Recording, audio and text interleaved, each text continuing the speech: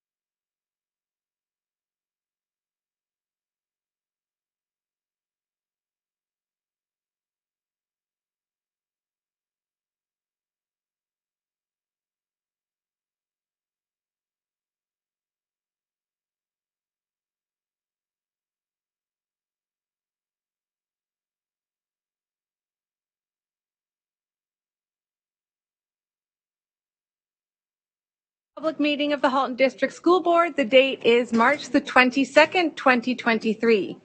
I would like to welcome all of our guests who are joining us this evening. Thank you all for coming. Before we begin, I would like to remind everyone that respectful debate is the hallmark of our board. For those in our gallery, we welcome you this evening and are pleased that you are here, particularly those for their Inspire Awards. The HDSB is committed to providing a respectful environment for everyone. As guests, you are not permitted to speak or disrupt this meeting. If you do, the meeting will be recessed and you will be asked to leave. Should there be any disruption this evening that is so great that we cannot continue to go about the board's business, we will have the staff and the trustees clear the room so that security can handle the disruption and ensure the comfort of everyone in attendance. Only those who are delegating will be able to address the Board of Trustees. Our hope is that we will make this through this meeting without any disruptions. School board meetings are an important public tool that creates transparency and accountability to our local community. As part of a local democracy, our goal is to be as accessible as possible. Our board has been recognized for its meaningful and respectful debate. That does not preclude us from disagreeing. Instead, we acknowledge the diverse opinions that exist, and in addition, we abide by our bylaws, Robert's rules, and all policies and acts that govern our board.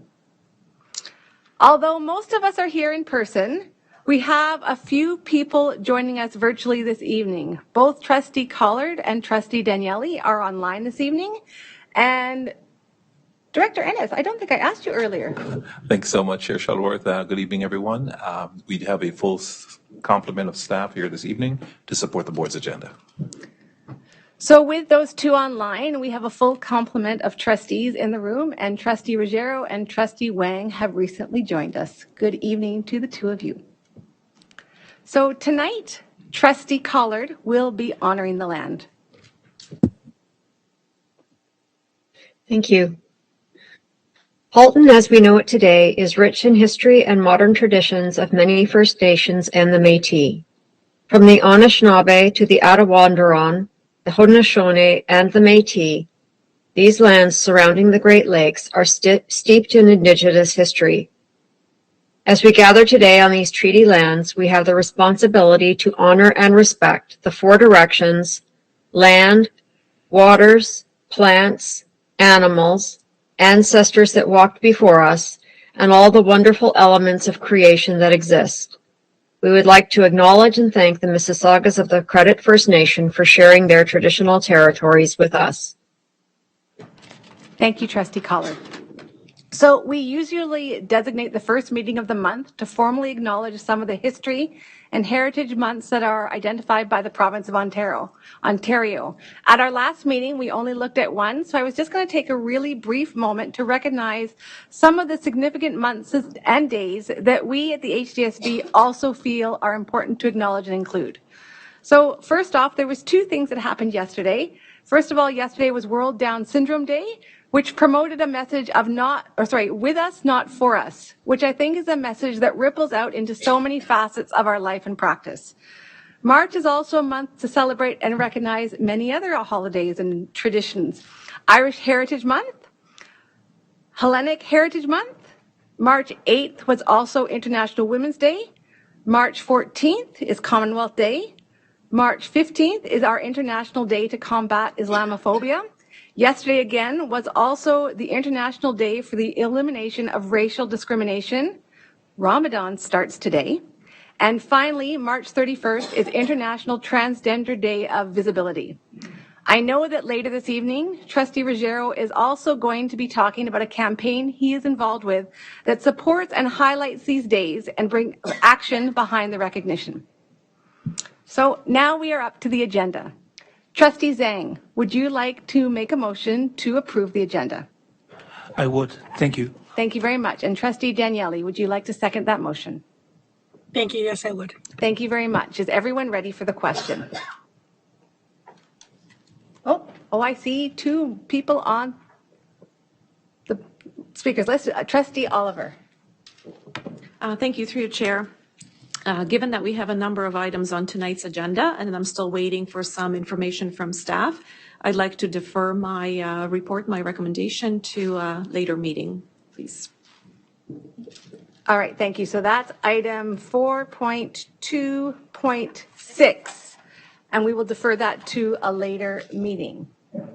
Okay, Vice Chair Rocha.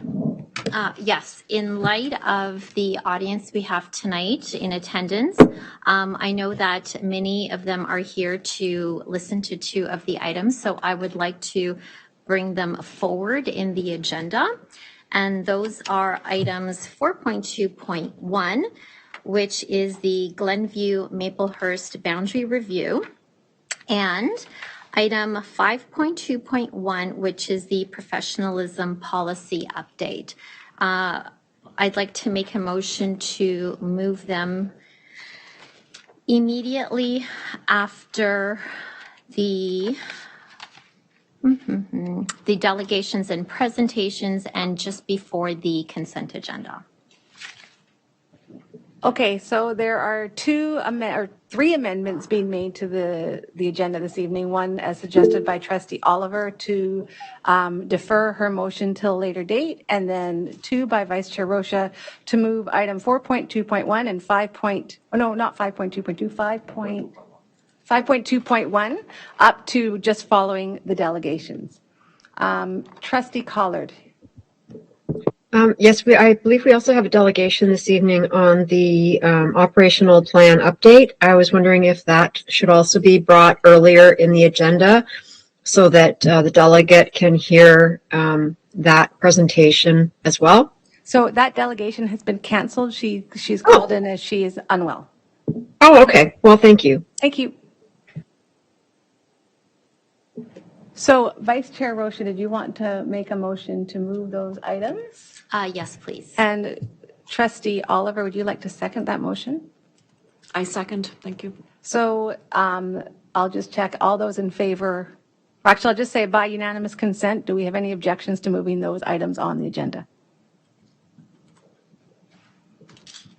Excellent. Seeing none. So then can I see by unanimous consent, can we approve the consent or approve the agenda this evening by unanimous consent?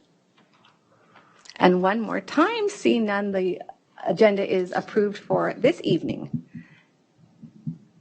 And that brings us up to item 2.0, which are delegations. Oh, right. Sorry, forgot. Before we move on, we need to check, are there any declarations of possible conflict of interest this evening? Thank you, Vice Chair Rocha. Excellent. Seeing none, now we get to come to my favorite part of the evening, presentations and delegations.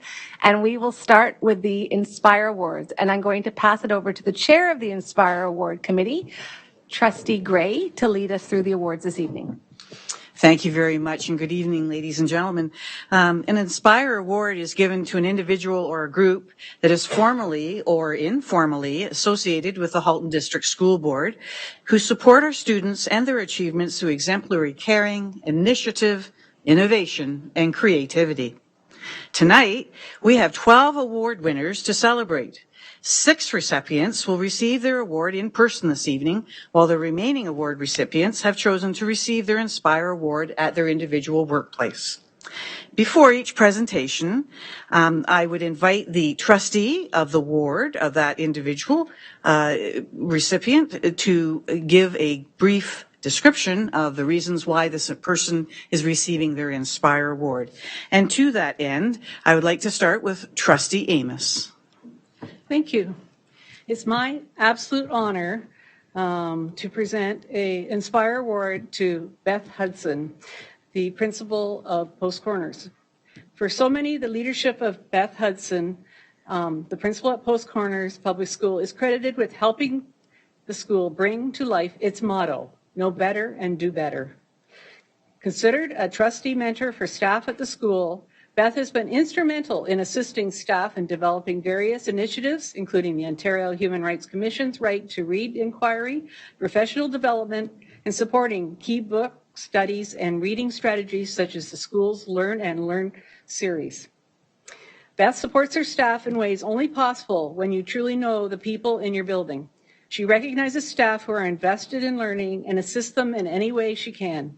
She understands that literacy is a human right, and she believes all students deserve the right to read. As a respected colleague and important cheerleader, Beth has attended numerous learning opportunities with staff so they could all learn together and improve what they do. A person who leads with intention, Beth ensures that no child is left behind. Just as the school vision states, Beth works hard, is kind, and truly makes a difference.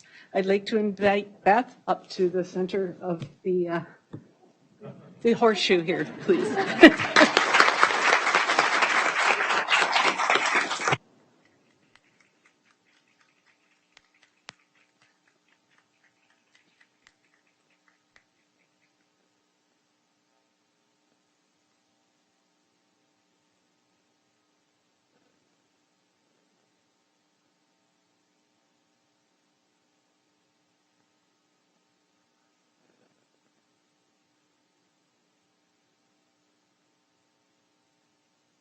And congratulations. I'd now like to call on Trustee Baxter. It is my pleasure this evening to present an Inspire Award to Diane Hall, an educational assistant at Eastview Public School. Diane has been a part of the Eastview community since 2000 when her 2 children were attending Eastview. She served on school council as a parent representative and also started Eastview's snack program with the Halton Learning Foundation.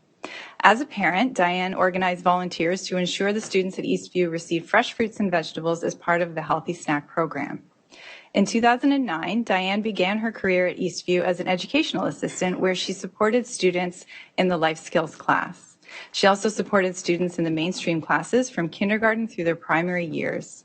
Her influence and impact on not only the students she supports, but on the entire school community is remarkable. Students and parents continue to speak about Ms. Hall many years after graduating from Eastview and often come back to visit and share their fond memories.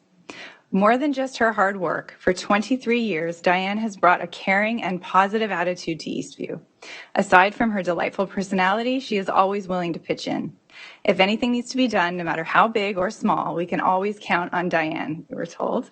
The pride she takes in her work is absolutely justified. She has inspired many students, staff, and parents with her kindness and innovation. For all of this, Diane, we thank you.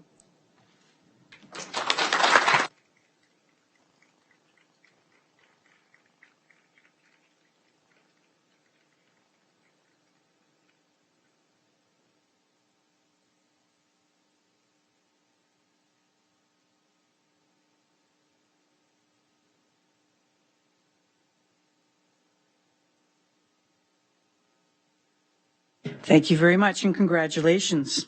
And now, as the trustee for Halton Hills, it's my pleasure to recognize Heidi Heumann-McConnell. Heidi Heumann-McConnell is a lunch supervisor at Stewarttown Middle School, and she has always been a part-time staff member and volunteer for many years. Heidi's motto has always been, "How can I help?" She goes above and beyond to support staff and students, and she's always willing to lend a helping hand. As a student supervisor, Heidi has been a kind and nurturing role model for students in her care, and she does whatever she can to promote their well-being. As a volunteer, Heidi runs Stewarttown's Healthy Snack Bin program for Food for Thought. Each week, she ensures classroom bins are filled with healthy snacks for students, and Heidi always goes out of her way to provide assistance with school field trips, special events for charity, student parliament activities, grade 8 graduation, and much, much more. When something is needed in the school, she is the first one to volunteer. Heidi is truly deserving of an Inspire Award. Her colleagues and students are so grateful to have her working and volunteering her time at Stewarttown Middle School. Congratulations, and I'll meet you in the middle.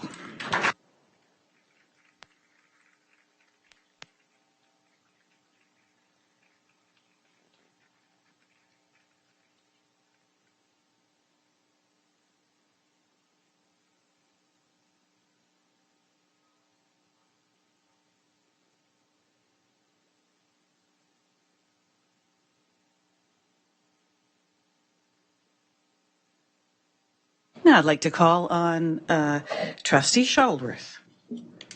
Thank you. It is my honor and privilege to be able to read and present this award to an amazing friend and inspiring person, Leslie Mansfield. Leslie has led the Halton Learning Foundation for more than 8 years. In that time, she and her team have helped hundreds of HDSB students to participate more fully in their school experience.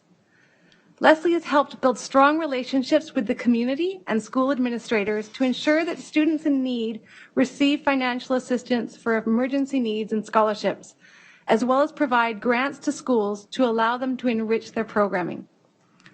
Leslie's leadership at the HLF has established a foundation as a strong, community-focused organization that cares about all of its students. She is a community builder focused on making our world a better place through student success.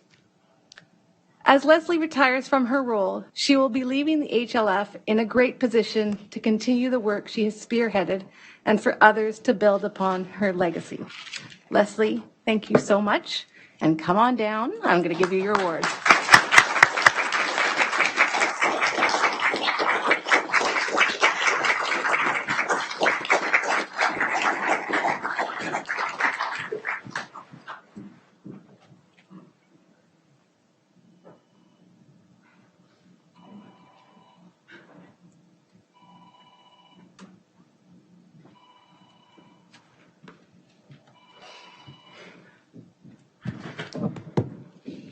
Congratulations, Leslie Mansfield.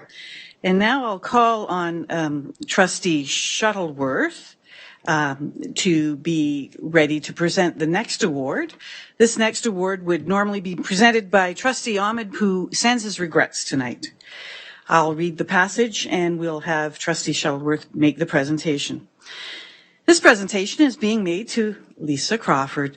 Lisa Crawford, as a teacher at Craig Kilberger Secondary School, Lisa Crawford has consistently demonstrated her excellence as a teacher by going above and beyond to help students in the Halton District School Board.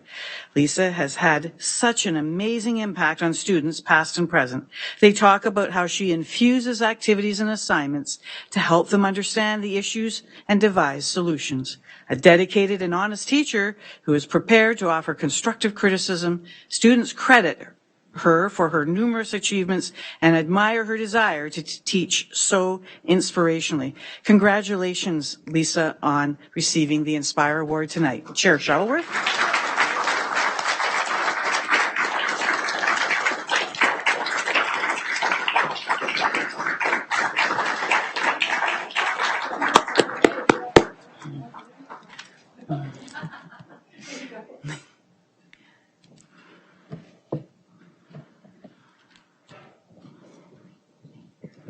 And again, congratulations to Lisa.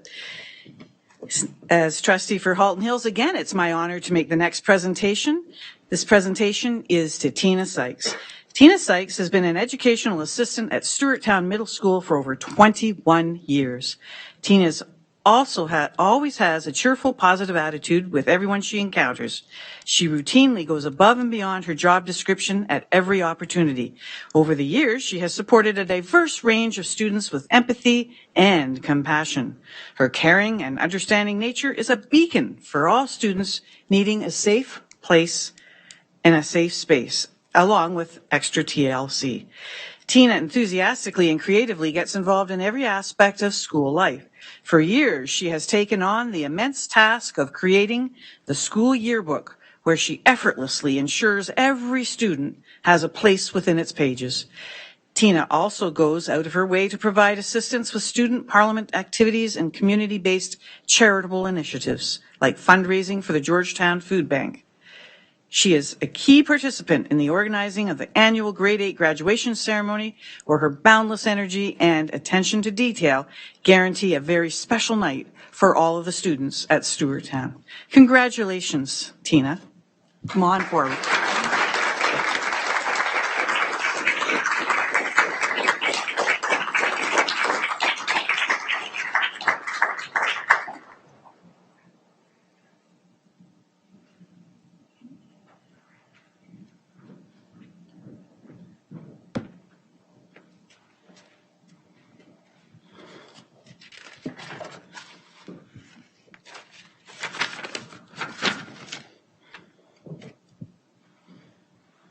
Now, That is all of the special award recipients that we have here this evening.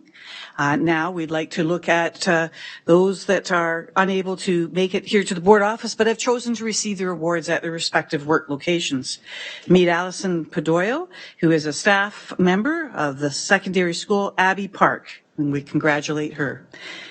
Cheryl Barrio is a staff member of an elementary ESL teacher at Alton Village Public School.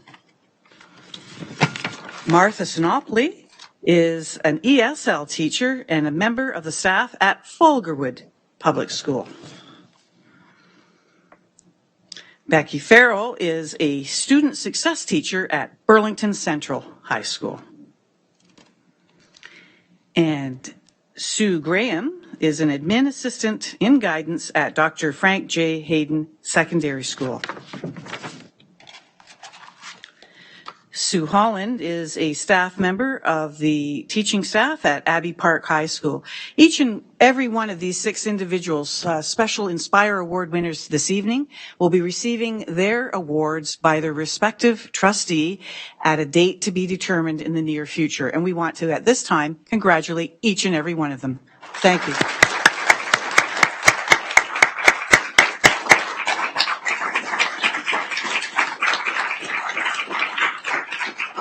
Once again, congratulations to all the Inspire Award recipients for your outstanding support of students in the Halton District School Board, supporting and promoting their achievement and their well-being. For everyone in attendance or watching, please submit nominations for the Inspire Award by using the nomination form found on the hdsb.ca website. Everyone in the Halton District School Board community can nominate or be nominated. Families, neighbors, related organizations, staff, students, and volunteers. The Board of Trustees, thank you for participating in the Inspire Awards celebrations this evening. Thank you, one and all.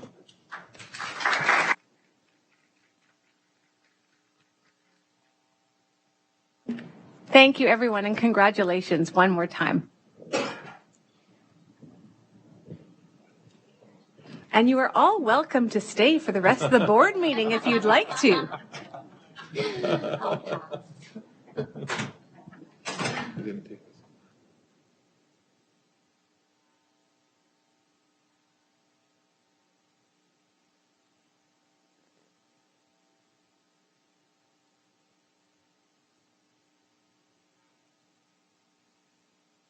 Okay, we are now up to item 2.2, our student trustee report. Trustee Ruggiero and Trustee Wang, you have a report for us this evening? We do. Awesome, please go ahead. So hello, staff, students, parents, community members. I hope you all had a wonderful March break. Although Trustee Wang and I were on pause last week, our projects leading up to the break certainly haven't stopped. So there's several items we look to update the board today. So I'll first pass it on to Trustee Wang.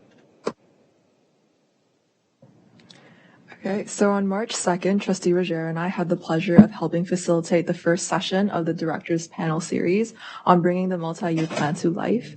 Our panel was made up of students, parents, staff, and community organizations who spoke on how we can normalize mental health in everyday speech, and they provided really deep insight on how we can all get started on our own mental health journeys.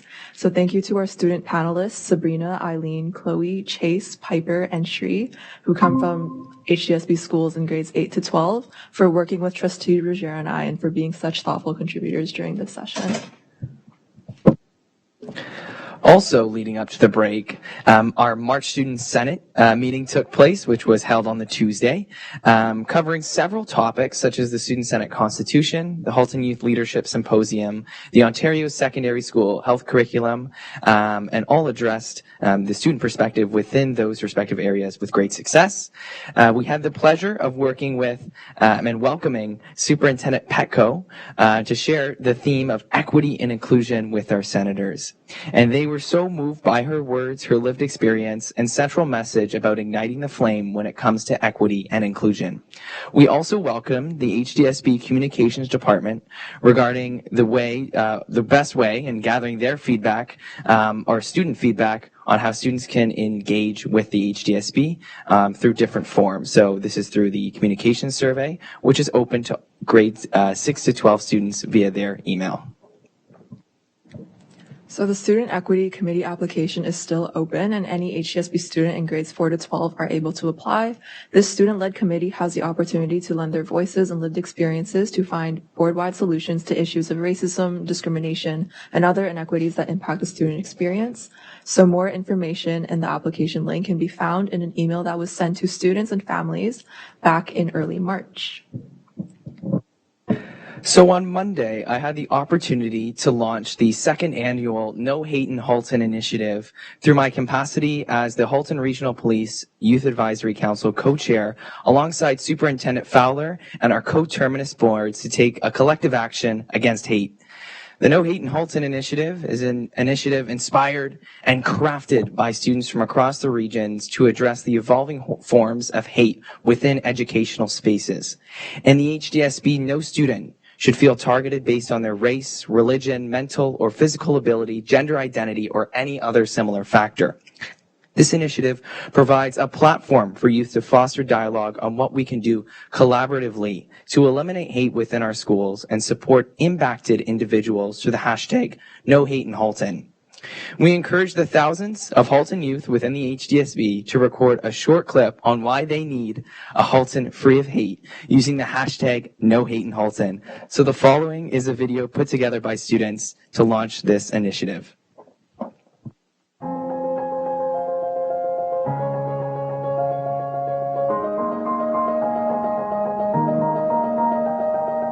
A future without hate means we can't turn a blind eye today. I need no hate in Halton. Because I want my friends and peers to feel safe and comfortable in their own skin and identities. So that people can share their lived experiences without facing bias or prejudice. I need no hate in Halton because no one deserves to be discriminated against for their race, sexual orientation, culture, gender, or religion. I need no hate in Halton because I want to live in a community where everyone celebrates the differences of others. Where we accept one another, regardless of backgrounds or beliefs. Where we all grow and thrive in an inclusive environment. We need no hate in Halton because manifesting peace in a unified society will ensure a brighter future for coming generations. Stand up for yourself and those around you. Say no to hate in Halton.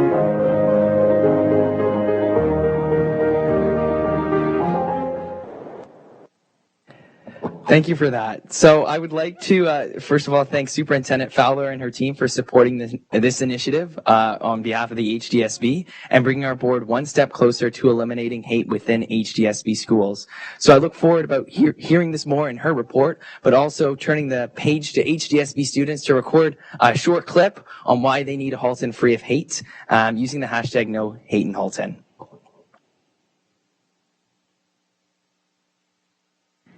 Okay, so also another thing that Trustee Roger and I have worked on through OSTA ACO, through the Ontario Student Voice Awards Working Group. The scholarships that OSTA ACO launches every year have been launched for this year. So these are 6 $1,000 awards open to any Ontario high school student who is graduating this school year. And the applications are open throughout this month and April. These applications have changed a lot from previous years. They accept audio responses in addition to written responses so that we can really broaden just the responses that we're seeing. And the perks of it is that compared to other scholarships, we have really fun questions. So I would really recommend that any graduating student who is seeking scholarships for their, post-secondary adventures, check out these awards. So these are our way of giving back to student trustees to the students who demonstrate leadership in areas from sports to entrepreneurship. So these span over many different categories. And so students can visit OSTA ACO on Instagram or OSTA ACO's website to learn more and apply. Second, lastly, before the March break occurred, we were able to debrief the student trustee elections with the wonderful teams who were involved with it, whether that's our municipal partners or members of the board.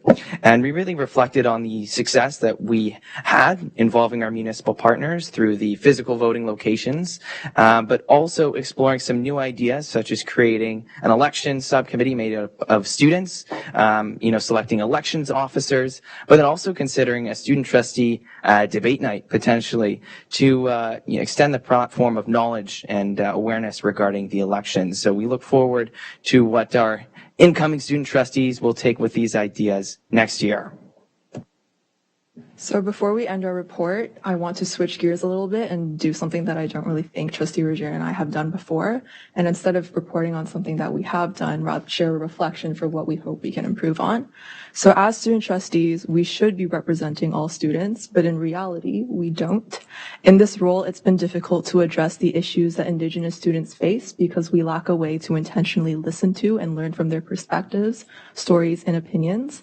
It's no secret why this is the case. Indigenous students in our community, historically and today, often feel unsafe or unheard when speaking their truth.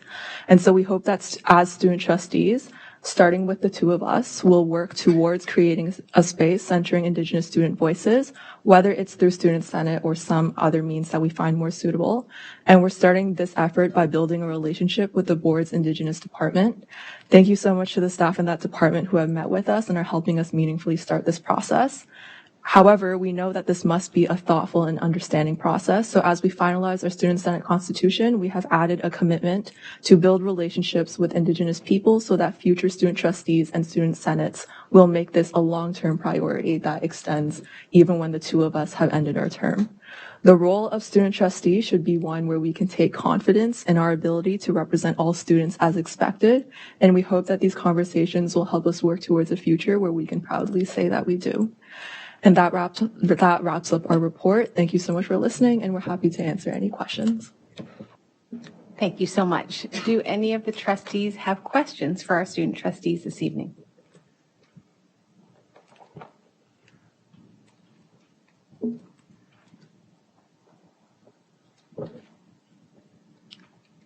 Seeing none, and I don't even have a question for you tonight because you answered my question through your report. So thank you so much for being so thorough.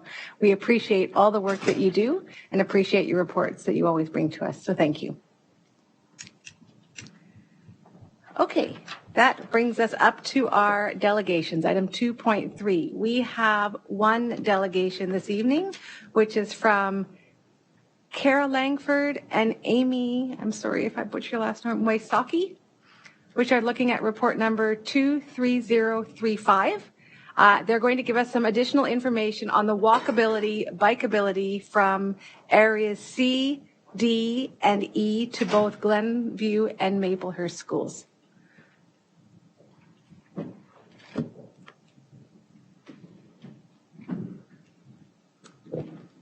Good evening, ladies. And I know this is a follow-up from your previous delegation. So you know most of the rules. So as per our bylaw, we can have up to 6 delegations an evening with a variety of perspective on the issues.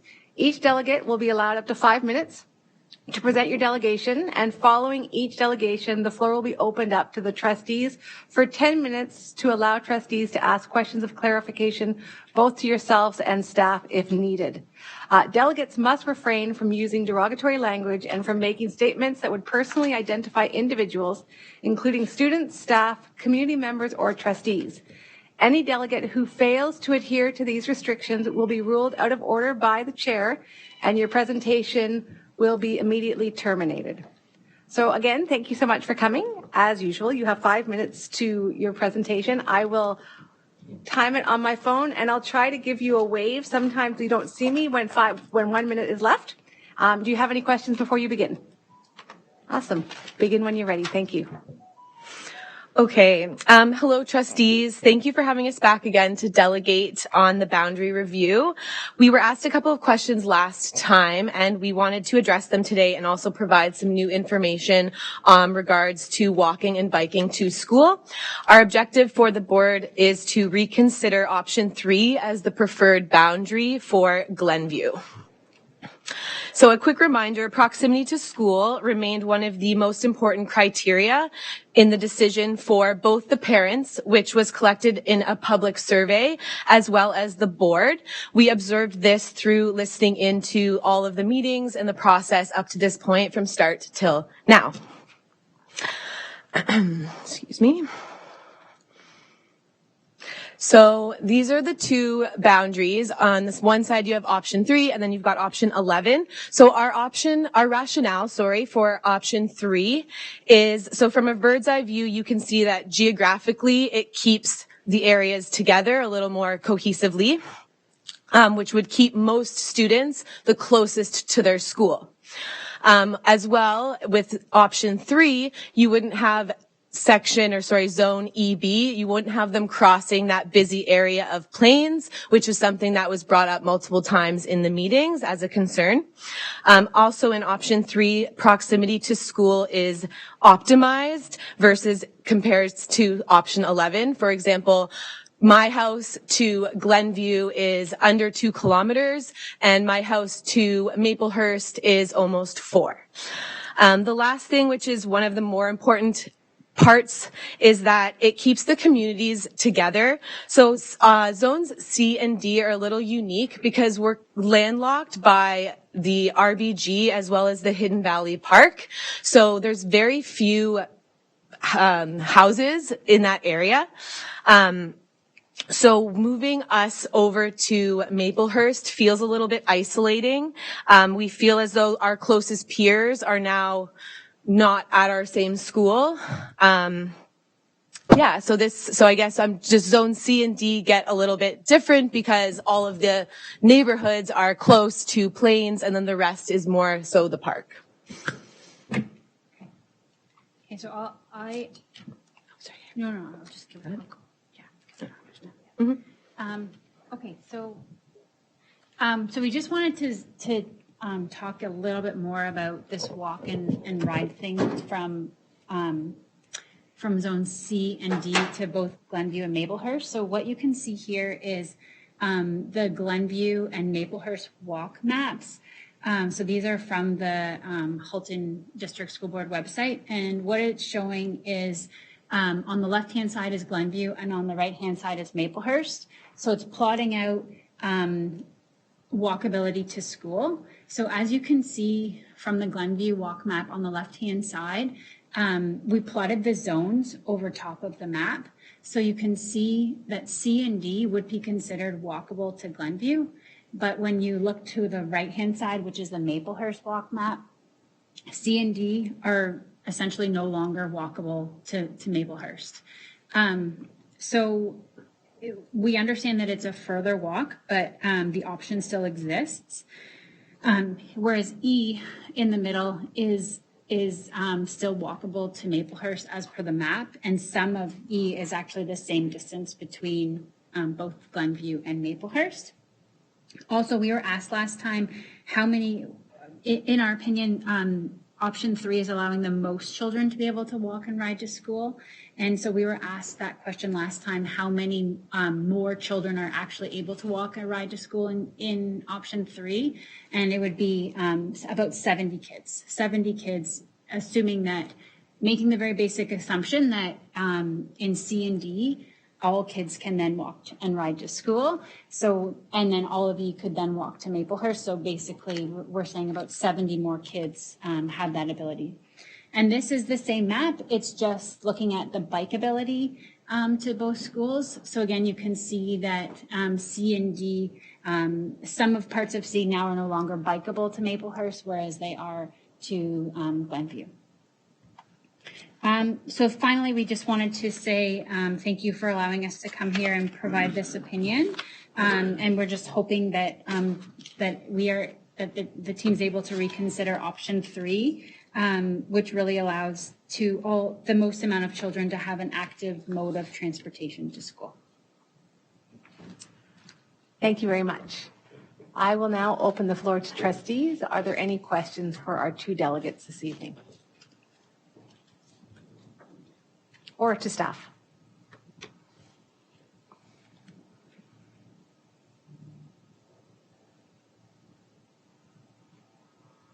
Seeing none, I have one question, I think more for staff than for the delegates. So I'm just wondering, so I know C and D, which are going to be rerouted to Glenview, and I think we talked about this at one of the other meetings that we talked to. Is there any overlapping that we could do between options 11 and option 3?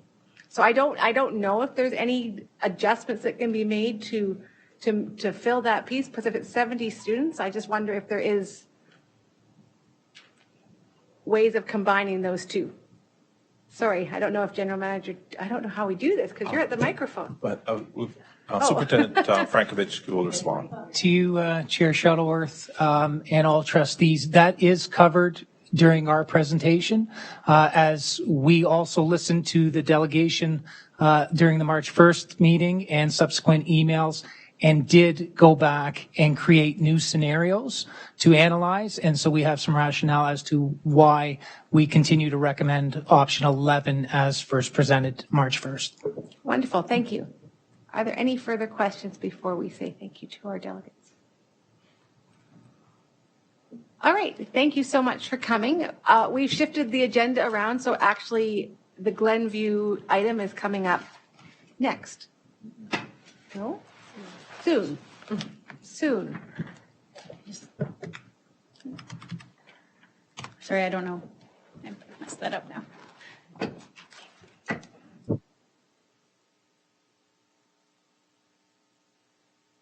Okay, so I'm so sorry. We do have one more presentation this evening.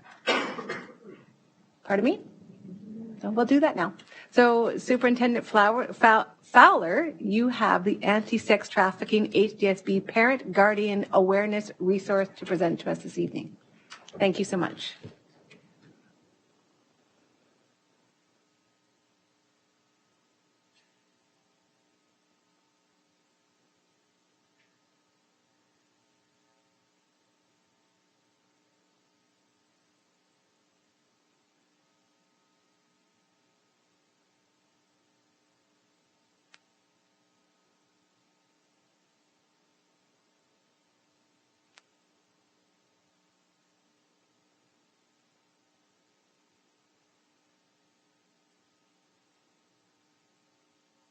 Superintendent Fowler, if you need, I can, it's not a PowerPoint, but I can flick through it if you want and share my screen if you're struggling.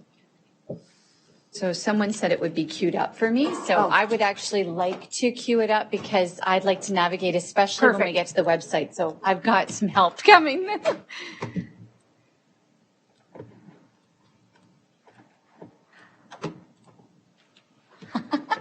It was hidden inside the web here. Sorry about that. Great. Now, I don't think it's coming up on the screen, though. So to do that, there it is. Just ask and there we go.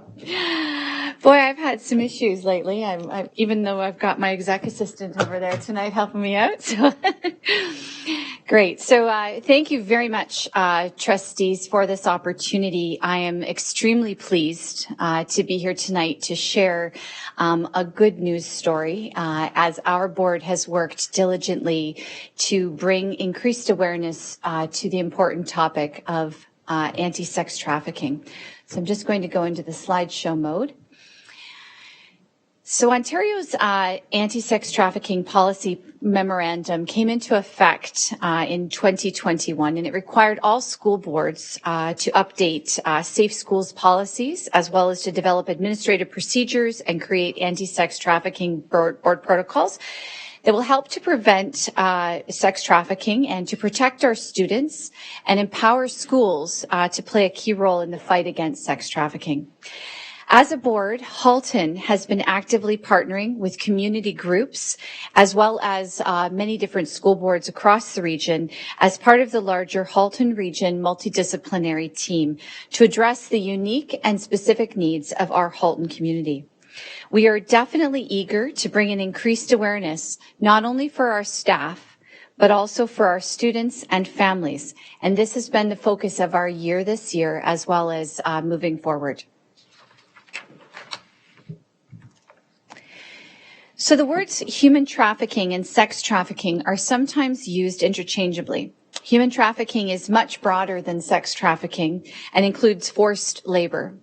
Sex trafficking involves recruiting, transporting, or holding victims for sexual exploitation.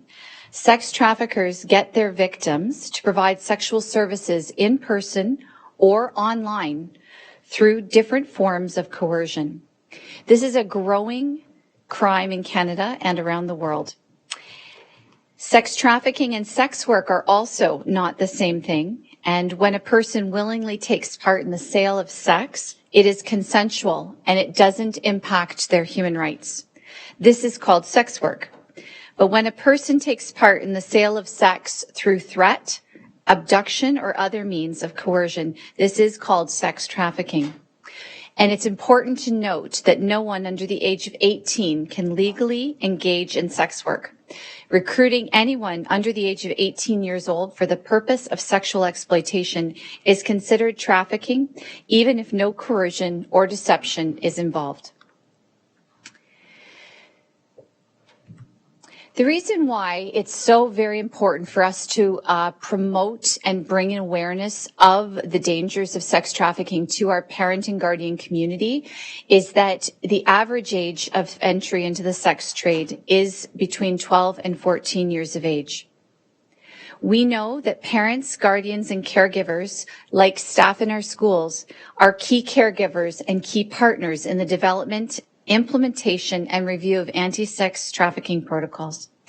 Special considerations need to be given to outreach to those who are specifically further marginalized based on systemic barriers that have existed.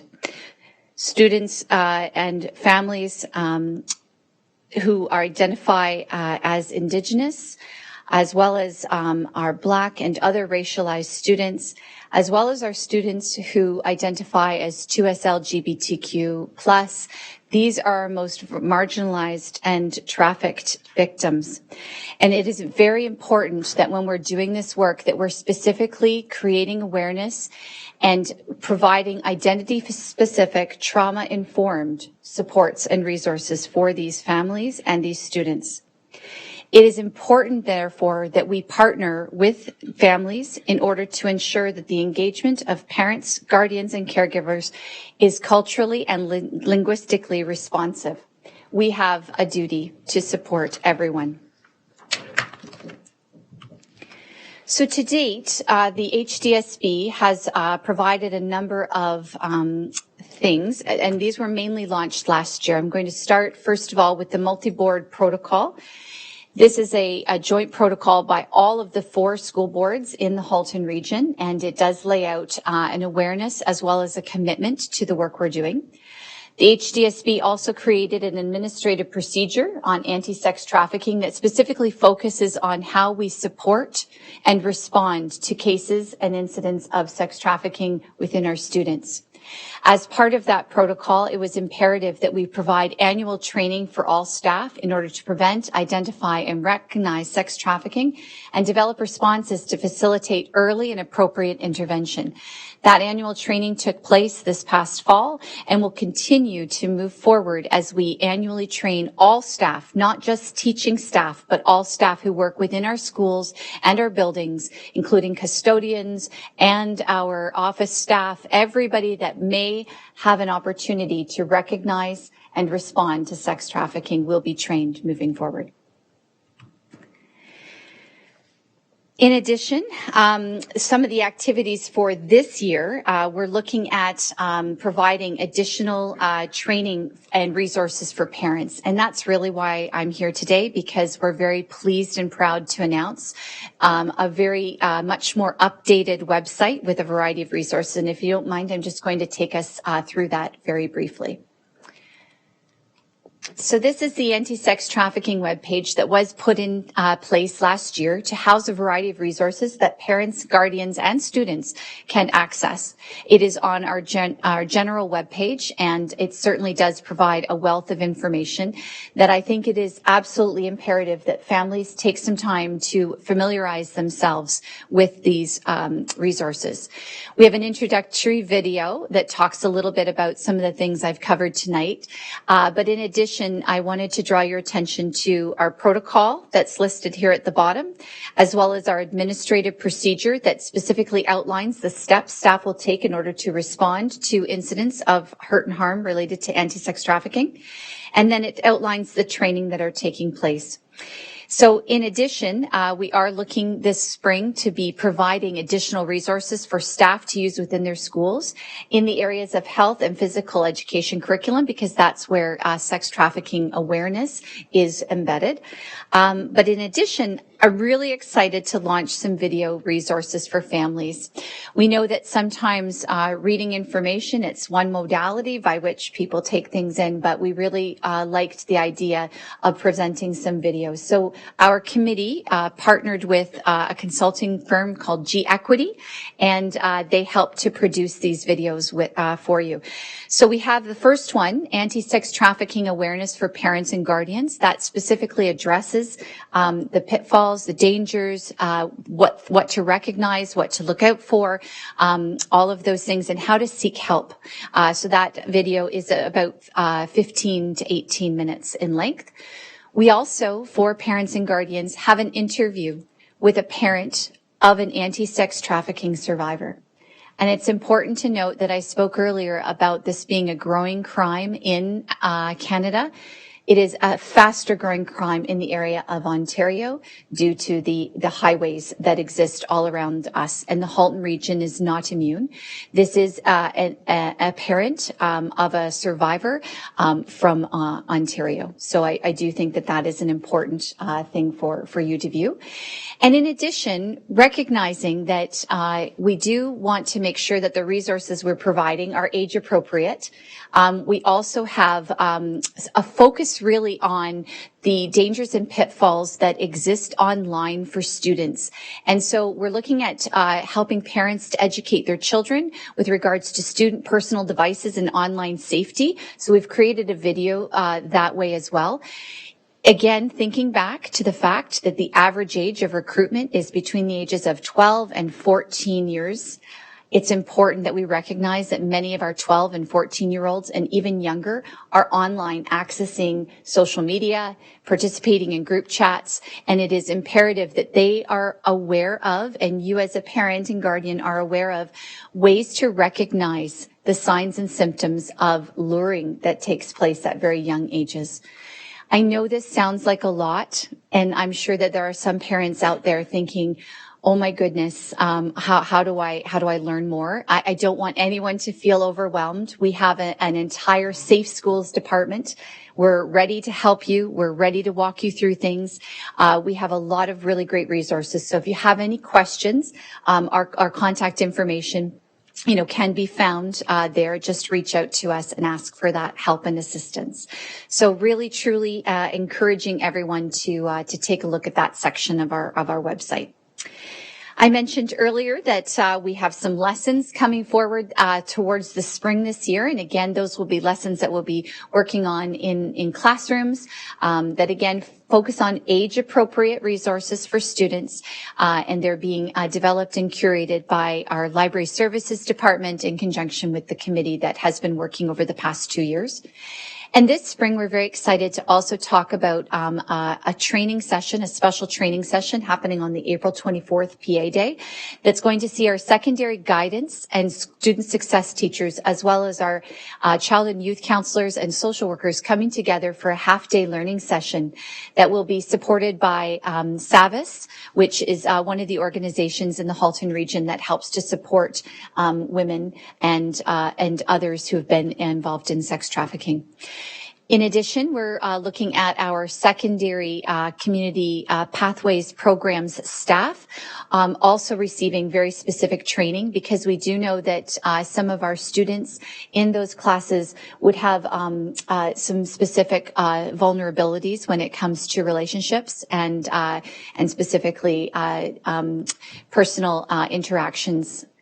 And finally, some of our staff are going to have the opportunity to participate in the Canadian Sexual Exploitation Conference that's coming up in May of this year.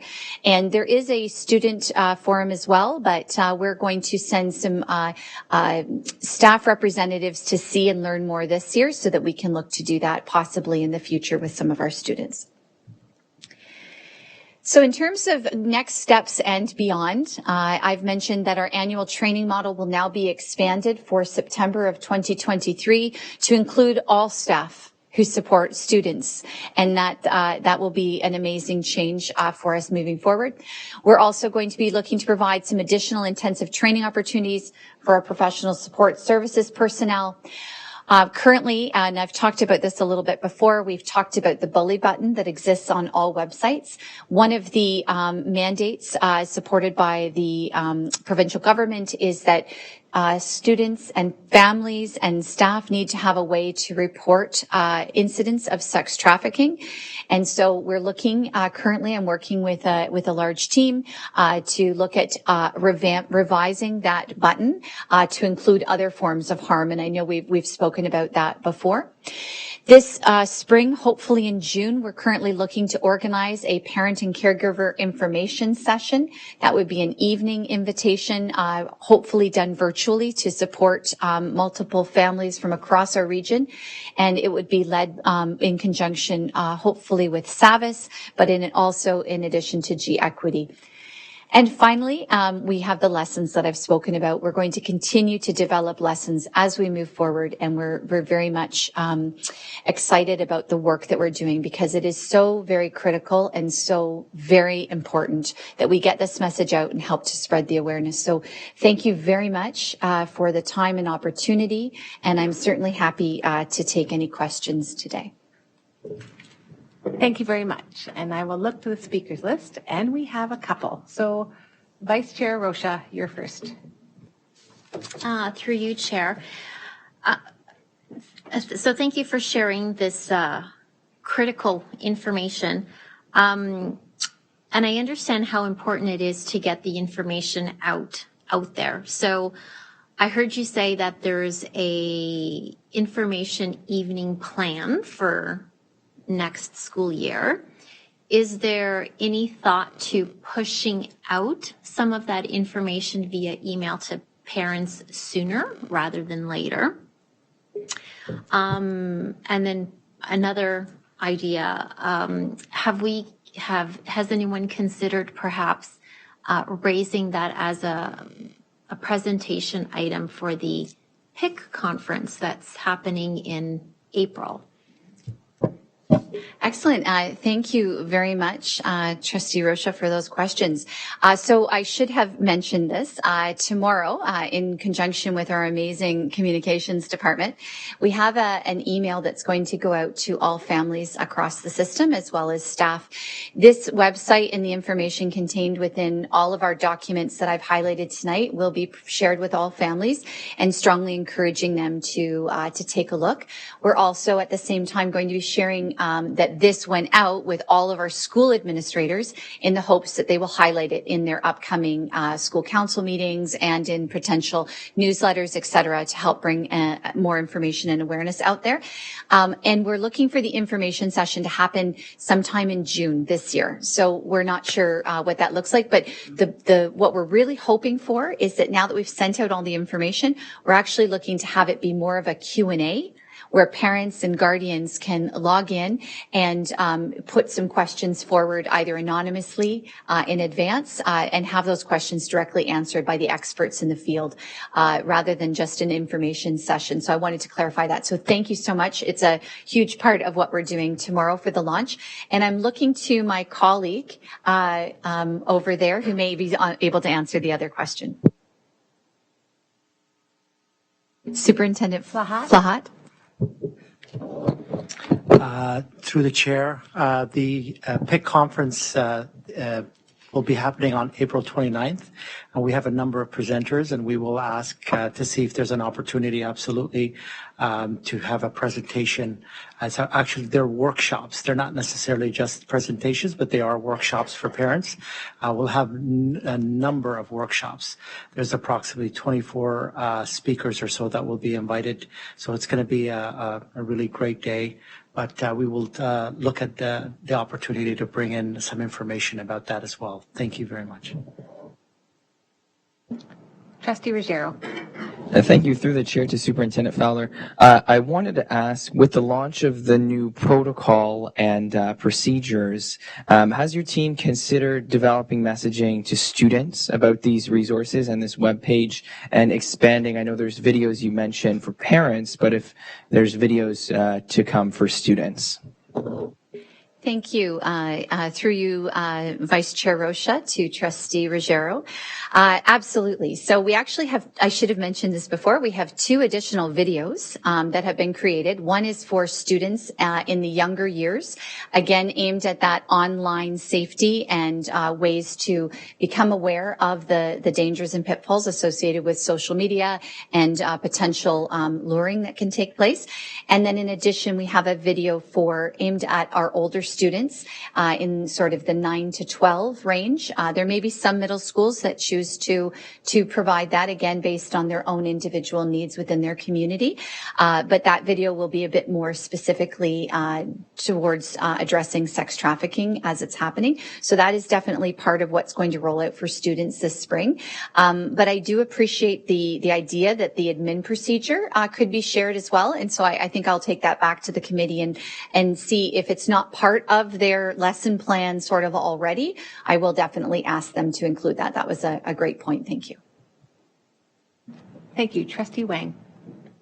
Thank you so much. So just thinking about my background and the community that I come from, like an immigrant background, we're discussing things like this is really taboo, and the language used is often something that pushes us away from engaging in this process. I was wondering if these resources are available in multiple languages, not just for parents, but also for students, so that it's easier for them to understand this issue. And if they need to go to it, it's also like available to them in what they understand better. Thank you very much for that question. Through you, Vice Chair Rocha, to Trustee Wang. I will definitely be working with our communications department in order to see if we can have some of the resources translated into our top languages. 100%. I think that is a very crucial step. So thank you so much for raising that. Trustee Gray. Thank you very much through the chair. I just wonder if, statistically speaking, does data exist to indicate any time of the year where youth may be more vulnerable to luring and exposure to sex trafficking? Specifically, my thoughts are that if the summer months pose a higher risk, would there be any way that we could fast track or speed up our delivery of these valuable resources to our community? Through you, Vice Chair, to Trustee Gray. Great point. I'm going to say that one of the biggest challenges with regards to data in this realm is that a lot of it goes unreported. I do know that when I've listened to many presentations and the reading and research that I've done, it does indicate that very rarely unfortunately, do people come forward. And so the data we have, I don't believe it actually says that there's a time period. But I would agree with you. And that was something why we were thinking about trying to get that parent evening happening in June before the end of the year. And also the student presentations will be taking place this spring, the 2 videos, as well as the resources that are part of the curricular lessons. Our hope is that they all are launched this spring before the summer months, because I think it's you've actually hit upon a good point with regards to it's that time away from the staff or the caregivers a little bit, and there's more opportunity potentially. So thank you for raising that. Thank you. And I have a question as well. So it kind of folds off of Trustee Gray's question. So I'm just wondering, you talk about the tools that you're giving to teachers and students. I'm wondering what sort of, if there is a focus also on field trips. So because I do know that there are, I've had concerns raised by parents about different types of field trips and the risks that are involved. Is there training for staff regarding, training or recognition of the risks that might impact different field trips? Through you, Vice Chair Rocha, to Chair Shuttleworth. If I'm understanding correctly, the question is in regards to when there may be on an overnight field trip. No, any type of field trip. So I'm just thinking of field trips to open spaces. So say, and I don't want to highlight specific places, just because I don't think that's fair to industries. But I'm just thinking, I have had concerns from parents when schools have gone on field trips to particular larger open spaces where children are sort of left to roam on their own. Okay, yes, thank you for the clarification. I don't know whether we've really addressed sex trafficking specifically through field trips, but I will say staff are definitely trained with regards to the supervision that's required for different field trips. And I think that in general, when they are aware of the dangers that could exist, especially when children are off on their own, they do have checkpoints and check-ins and things like that. I will say with regards to sex trafficking, it is a pattern and it is a process. It typically isn't something that happens on a one day. There's a luring that takes place, whether it's a grooming phase that takes place, and then there's and then the rest of it. But they could potentially meet someone while they're away on a trip. But then again, I think that's where giving the students the tools to recognize the signs is also very important. But I can certainly look to the rest of the team and see if we can, revise those supervision pieces and specifically add this in. All right, thank you. I see no further questions. Thank you so much, Superintendent Fowler, for your presentation. Thank you. Okay, now we're up to the mix. So now we are up to item 4.2.1, which is the Glenview Maplehurst Boundary Review. First, report number 23035, which is Superintendent Frankovich, Superintendent Newton, General Manager Thibault, and Director Ennis, but I think he's going to stay here next to me. Thank you, team.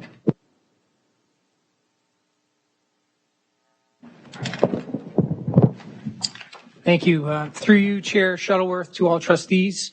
As mentioned during the Board of Trustees meeting on March 1st, we were tasked earlier this school year with a boundary review to balance the enrollments at Glenview Public School, which is overutilized, and Maplehurst Public School, which is underutilized. We began with 3 scenarios prepared by staff and added another 10 for consideration throughout the process based on feedback received. The Boundary Review Committee endorsed 2 options, and those were options 3 and 11. The Boundary Review Steering Committee then brought option 11 forward and feels that this is the best option now and moving forward. It is also an option which allows us to provide a legacy exemption for 2 grades, meaning the current grade 4 and 5 students would be permitted to remain at Glenview until they finish their grade 6 school year. Since first bringing this report to trustees on March 1st, we also explored the viability of an additional option as well as a modified version of the preferred option based on what we heard from a delegation, questions from trustees, and emails that we received. Based on feedback and questions, we took a closer look specifically at zones C and D, as these zones are to be redirected to Maplehurst as part of the preferred option number 11. Much of the advocacy focuses on active transportation from these zones, as many parents have communicated that they like to walk or bike to school. It is important to note that a bus is and will continue to be provided for the students residing in zones C and D. They are currently provided with a bus to attend Glenview and will be provided with a bus to attend Maplehurst. The creation of both the modification to option 11 as well as the creation of a new option number 14 was reviewed by staff but did not change our support and endorsement of option 11 as presented on March 1st. The revised option 11 does not provide a clear boundary division. Option 14 does contain a clear boundary line as it includes all of zones C and D, but this option does not meet the need of balancing enrollments at both schools. We have given each suggestion and concern the same analysis and consideration that we have given every scenario throughout the process. This continued to be our process even following the first presentation to the board on March 1st. We recommend trustees support the recommendation as it presently stands. And we will take any questions you have at this time. Thank you very much. We do have a speakers list, so Trustee Collard. Thank you. I was one of the trustees that was specifically interested in areas C and D, given the delegations.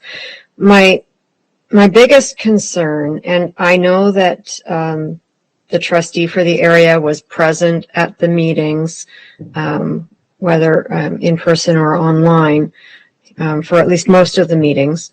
I am concerned, however, that as it comes to the table, there is no representation from Area 1 and 2 to speak to this. And I really struggle with it because the delegations that we've heard indicate that the students from C and D, I mean, the entire shift of students actually is quite small. And C and D have rather small number of houses. I would much prefer to see C, D, and E staying at Glenview. And I know that you've done your due diligence. I'm not questioning your numbers. I'm really deeply focused on the lack of representation for these families at the board table. And I'm thinking that if further changes needed to be made, they could be made in the future when these families have representation at the board table. And so I would like to propose an amendment that would include area C, D, and I guess it's EA, E1, to stay at Glenview, specifically because I can't imagine doing a boundary review where the area trustee is not a sitting trustee anymore. It doesn't seem right to me.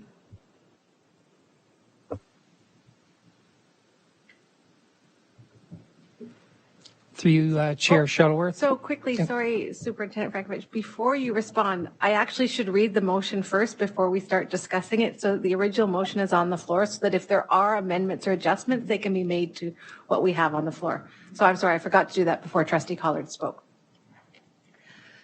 So the motion is, be it resolved, the Halton District School Board adjust the boundaries for Glenview Public School and Maplehurst Public School English programs as outlined in option 11, as detailed in report 23035, effective September 2023.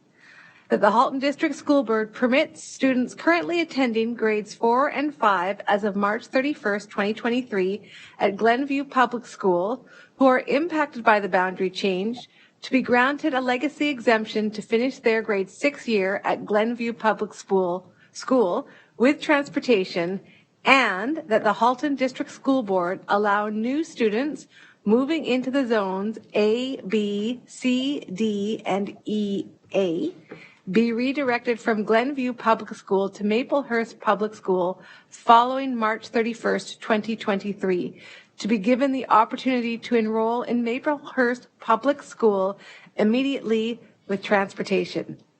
Trustee Daniele, would you like to move this motion? Thank you. Yes, I would. And Trustee Zhang, would you like to second that? I second. Thank you. So Trustee Collard has posed a question, and Superintendent Frankovich, you were in the midst of answering. Sorry about that. Thank you, and I will turn it over to General Manager Thibault with some information about that request.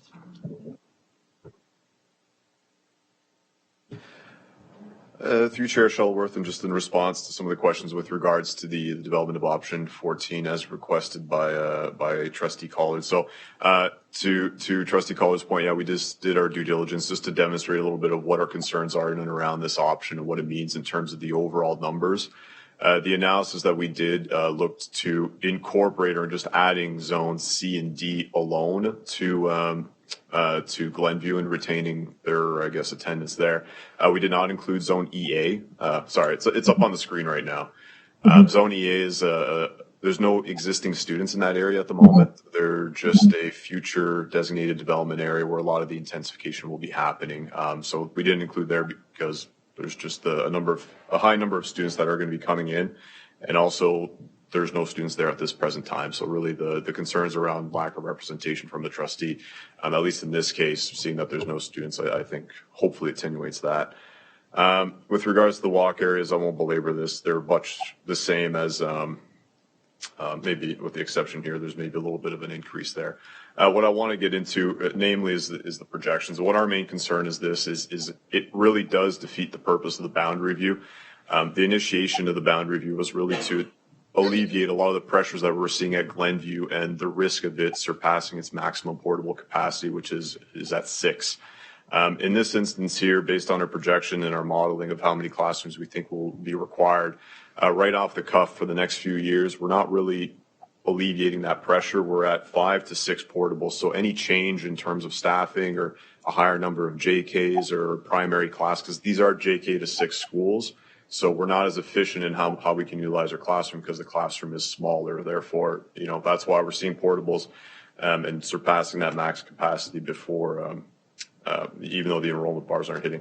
So what I'm getting at is, we might be around this table much sooner, not within the 5 years, probably earlier than that. And the other concern I have is then we might be looking at redirections, in the interim until we can go through another full process.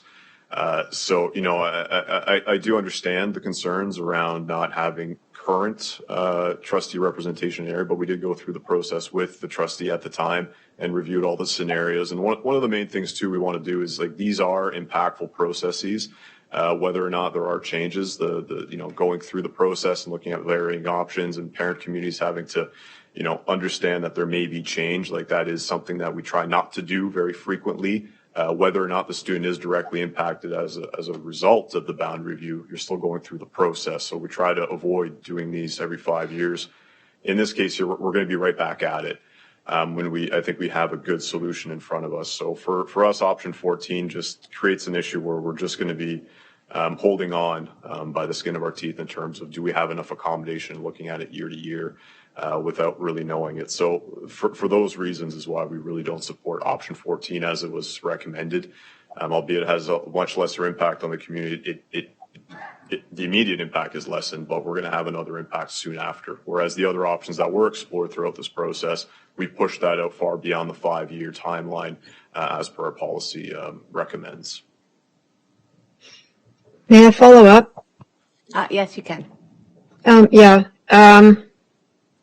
I'm just, at this time, I'm unable to support option 11, and it is specifically because of the lack of representation.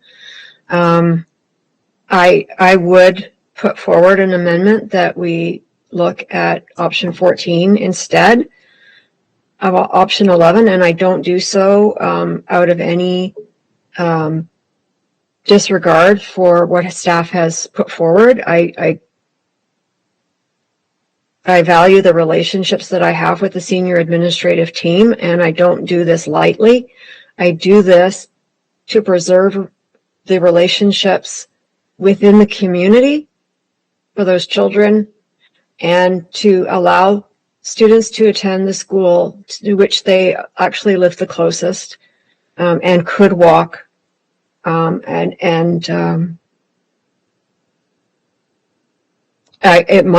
amendment may fail, but I feel like I have to put it forward. I'm sorry. So is that amendment on the floor right now, Trustee Collard? Yes. Okay, so could you again clarify the wording of the motion so that General Manager Carrillo can get it recorded, please? The amendment would be to replace 11 with 14. Okay, do we have a seconder for Trustee Collard's motion?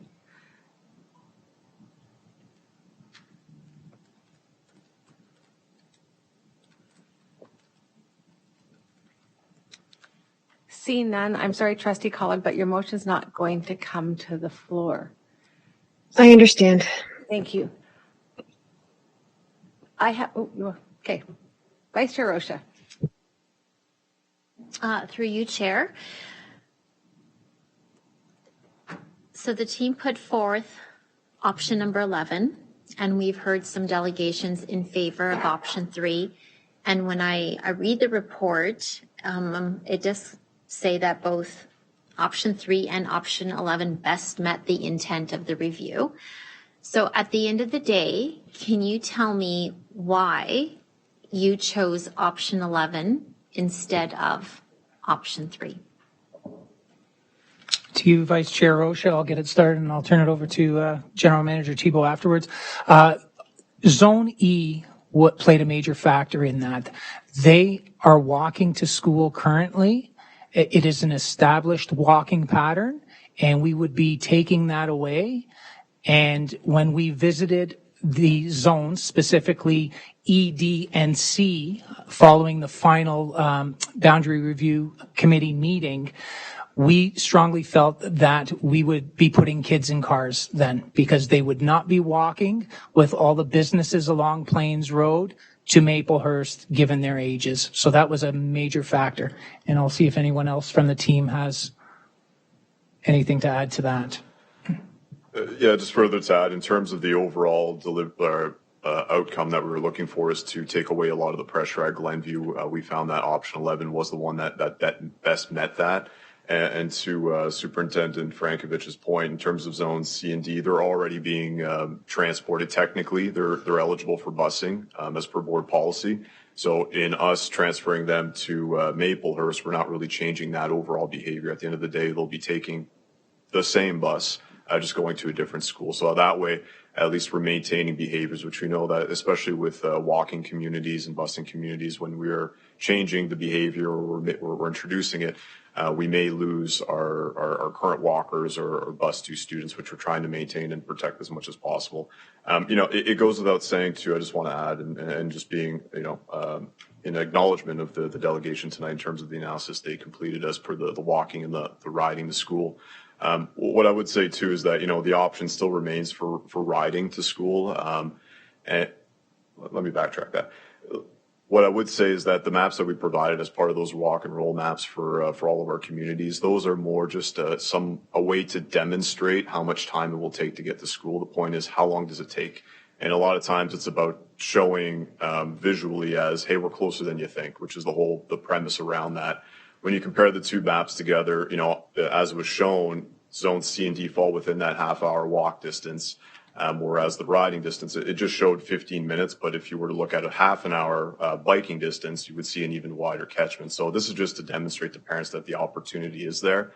When we do our analysis, really what we look at is based on our policy of transported distance, which is the best measure of what we can at least predict, especially for the future with parents that we don't necessarily know the behaviors of what we can expect in terms of that 1.6 kilometer walk distance. And that's how, when we compare options 3 and 11 using that parameter, we have, not a significant amount more, but there's still option 11 that has about around 10 kids more that can walk, but you're also maintaining that behavior with crossing of Plains Road. And then I'll also submit too, we also had similar delegations last week. I just want to point out, or not last week, but at our last board meeting, that also supported option 11 as opposed to option 3. So, there's both sides of it. It is a difficult decision, but I just wanted to bring that forward that, there are two views as to which option is better depending on what communities are reviewing it. I have nothing further. Michelle? Thank you. Trustee Daniele. Thank you very much. As you are aware, I was fortunate enough to be the out-of-area trustee on this committee, and I will be supporting the motion for option 11, and I do so out of respect for the parent volunteers who sat on the committee that supported option 11, and the sheer amount of staff work that has gone to develop 14 options was incredible. Staff heard every concern that was brought forward to them, and they sought to seek out every answer that they could and provide those answers and come up with a solution that would be in the best interest of the community in the longest term possible. As a trustee for Milton in my last 16 years, I would have to take off my socks to be able to start counting the number of boundary reviews I've been on, and I know that when they happen too soon together, it's very, very disruptive to a community. So this one having the most option for longevity, I think, is incredibly significant. And as well, when Matthew Diodati was trustee, did have the opportunity to speak with him as someone living in the area, and this was also the option that he supported. So from the trustee in the area at the time he was a trustee, it did have his support. So I will be supporting 11 because I do believe it is in the best long-term interest of the community. I understand from the delegations, anytime you do a boundary review, not everyone's going to be happy. There are going to be people that are going to say, why didn't you do this block or that block? It's not possible to have everyone go, that's it, you got it absolutely perfectly. Staff worked incredibly hard to get this as perfect as they did, and they did so listening and responding constantly to the 4 amazing parent volunteers who sat on this community and represented the 2 schools, as well as those who attended the community meeting and all those that sent in their feedback. So much was done on this to get it as right as possible, and I truly believe it is as right as possible, and I extend my thanks and appreciation to Superintendents Newton and Frankovich, General Manager Tebow, Michelle Daguilar, Mitchell Grundy, Andrew, all of the staff that were phenomenal on this, but most importantly, the parents, the people within the community that either sat on the boundary review committee or took the time to send in their thoughts and feedback. It was a very robust process, and one that I'm very proud and very grateful to have been given the opportunity to be a part of. Thank you. Thank you, Trustee Daniele.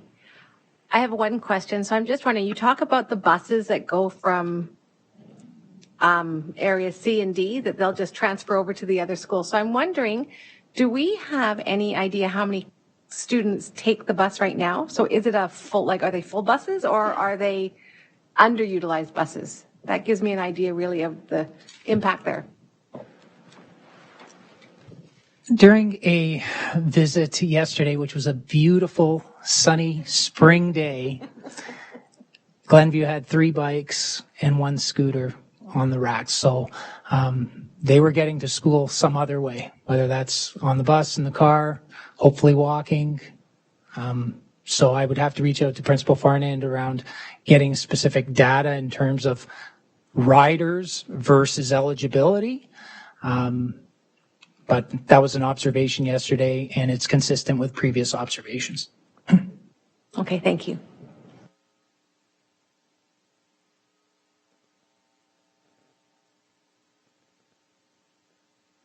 I see no further questions on the speakers list, so I will ask trustees if you are all ready for the question. And I will then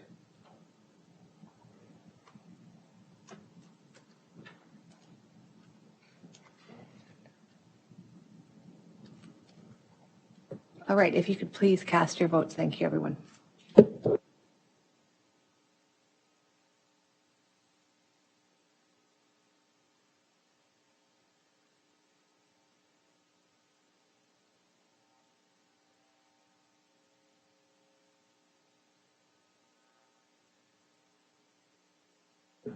Thank you very much, and that passes, but not unanimously. There is one trustee Collard has voted against the motion, but it passed by everyone else. So thank you so much. Superintendent Newton? Thank you very much. And as co-chair with Trustee Daniele on this, we both want to extend our gratitude for the work that the planning department did along with busing. The busing folks were at the table too with Andrew. It was amazing the work that they put in, way beyond the hours that we've ever seen. And I think since the boundary review in Oakville when we did Chisholm, Lynbrook, Brantwood, and New Central. So it was, and Kelly Amos would know that one very well. It took 17 years to get it right. And I thank you very much as a team. Nick Frankovich, this is his first boundary review as a superintendent, and he rocked it, including taking pictures and answering so many emails. And I just really, we are in good hands with an amazing planning department and a great superintendent of the area. So thank you so much. Thank you so much. And on behalf of all the trustees at the table, thank you to the whole team for all your hard work. I know these are never easy, and they always create some dissatisfaction in the community. And we really appreciate all the work you've done in trying to find that, and finding the best way forward for all the students. Thank you so much. Madam Chair? Yes, Trustee Daniele. I may interject a point of order. Now that the boundary review was done, as you know, I am on a modified work schedule due to health reasons for the month of March, so I will be stepping away from the meeting at this point, if that is all right with my colleagues. Thank you so much, Trustee Daniele, and take care of yourself. Thank you very much. Okay. We are now going to quickly go to item 5.2.1, the professionalism policy 5.1.1, the professionalism policy update. 5.2.1. Yes. Report number 23055, and I will pass it over to Superintendent Taha and Dr. Bishelli. I get it. Bishelia. If I say it fast, it's always right.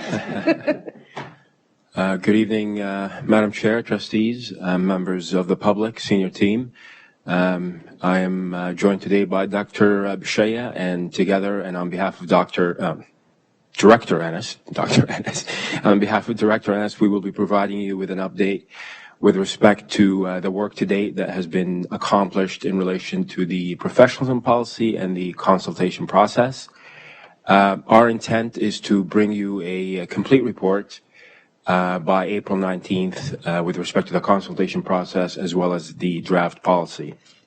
As you know, the consultation process began on March the 3rd and it closed on March the 12th.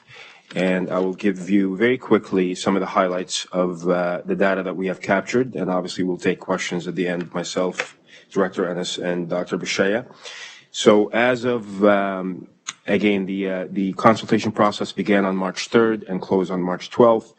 The stakeholder groups that we have consulted with are obviously parents in the Halton region, high school students grade 9 to 12, employees and federation representatives and employee associations representatives, school councils as a proxy, school council chairs and co-chairs. Also, we have consulted with the Human Rights and Equity Advisory Committee, as well as our Indigenous Education Council. I'll give you briefly a breakdown of the data collected to date. So to date we have, and obviously the consultation has closed. To date we have received 8,646 responses in total. And the breakdown is as follows. 15% of these responses were from our students, which equates to 1,220 responses. Parents or guardians were the lion's share of these responses, 60%, or 5,226 responses. And from staff, 25% of these 8,000 responses were from staff, or 2,200 responses from staff and employee representatives. Obviously, we continue to collate feedback and data from our school councils, and the number of these submissions will be reported to you at a later date. As well as the number of responses received from the advisory groups will also be provided to you at a later date. In terms of next steps, as you know, we continue to fine-tune this draft policy, and collecting the feedback and the responses through the consultation process is a critical piece to this. Obviously, also trustees have a variety of forums with which they provide feedback to this policy, one of which is the Governance Documents Review Committee. And I believe that had taken place this week. Our consultation findings will also be rolled into a report, which is where I indicated that this will be brought forward in a fulsome package next board meeting, April 19th, grouping responses thematically and quantitatively. These findings will be presented to the Board of Trustees, and obviously trustee comments or amendments to the policy will be received and reflected as revisions to the final draft will be made and presented on April 19th. With that, that's the feedback to date or the status update to date. I don't know if Director Ennis or Dr. Bishaya have anything else to add. If not, we're happy to take questions. All right, thank you very much. I will look to the speakers list.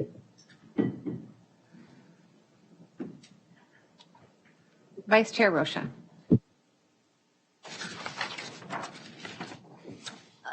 Thank you for this update, and I'm glad to see that we did receive a lot of responses to the survey. I think I heard you say that the findings would be presented in a report to the Board of Trustees on April 19th. And then the last bullet point of this report says that the revisions in the final policy will be presented to the board on April 19th. So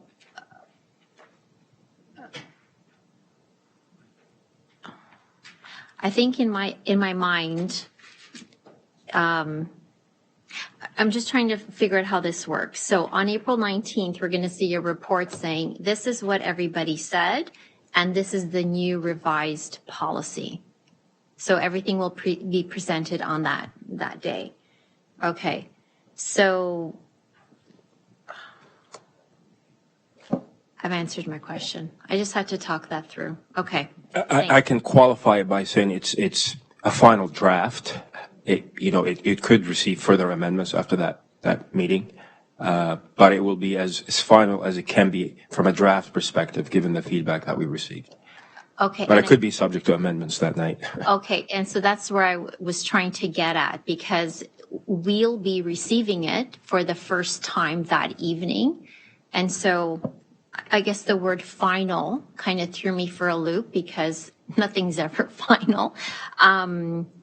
Okay, so it's the final version of based on the feedback collected, but in by no means is it the final version. Okay, thank you. Thank you. Trustee Zhang. Thank you. Through chair to Superintendent Taha. So I have the same question about when we have the estimate about the final report, initial report or final report of the data analysis.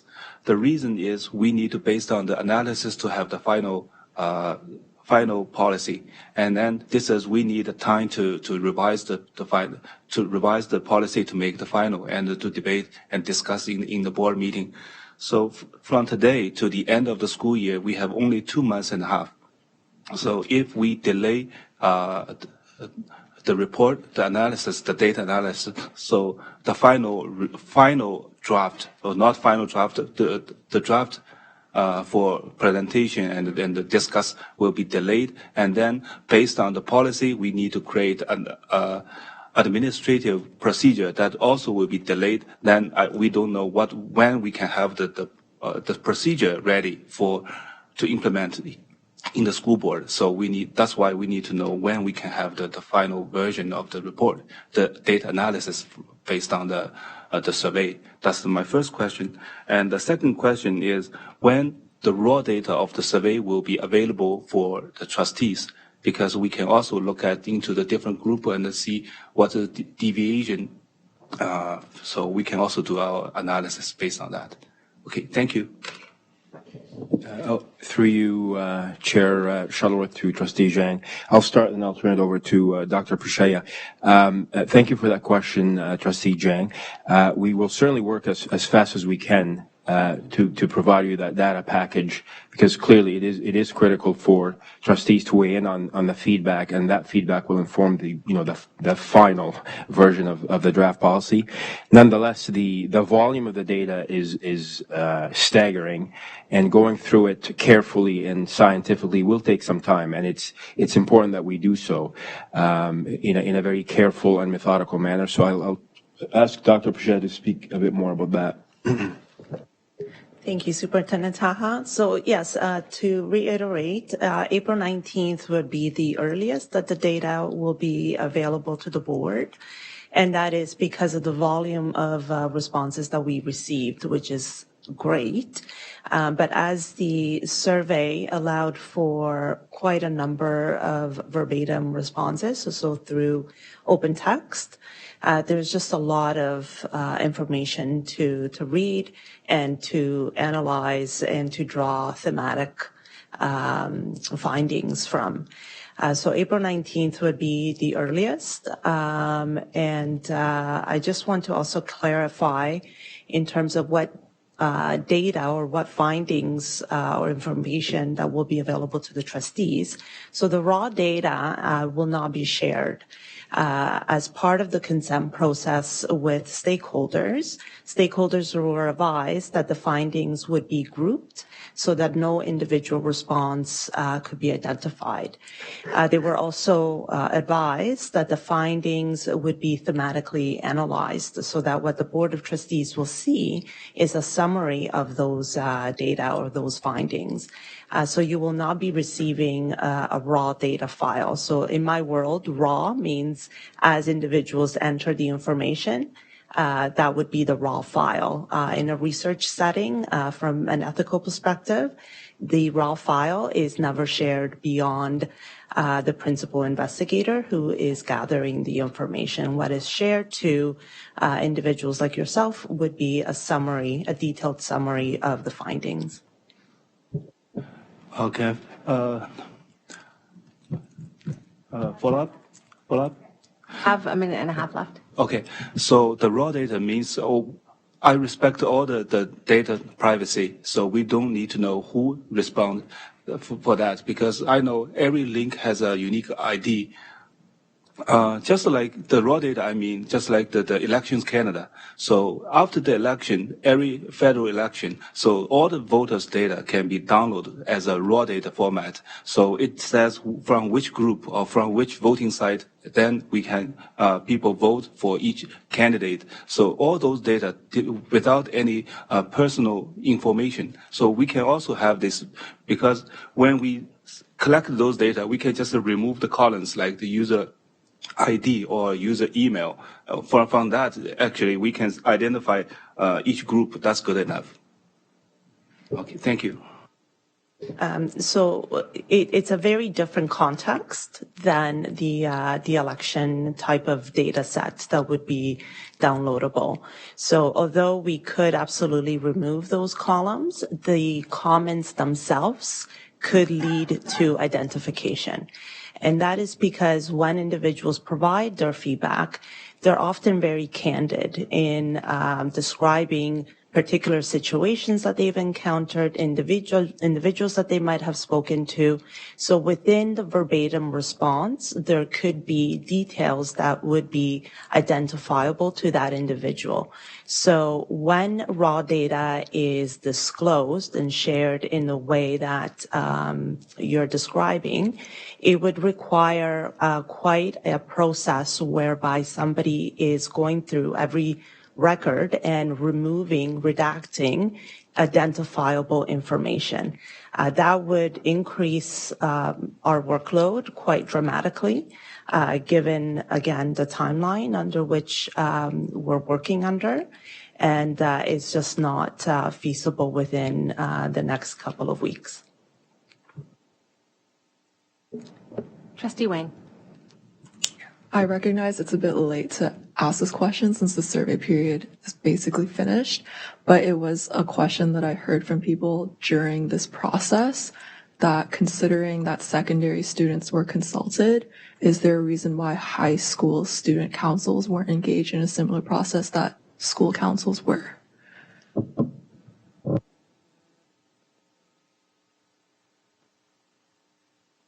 I think the notion was that school councils have an advisory role to the Board of Trustees, but I'll refer to others who might have a greater depth of understanding of the school council role.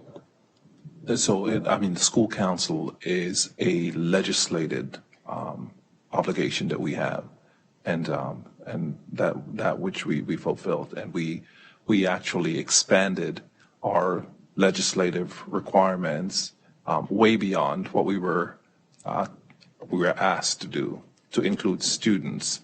And so by capturing student voice, we heard that students wanted to share their thoughts, and so that's why we expanded to students. And so giving students the opportunity would also would be the same students who would share would be on student councils as well.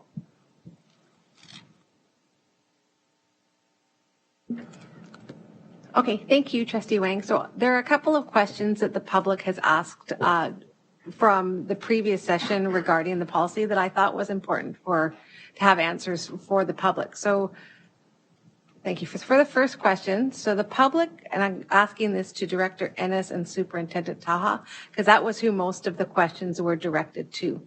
So question number 1 was the public had noted that they see the policy as a combination of existing regulations and policies, yet they can't be implemented because of collective bargaining.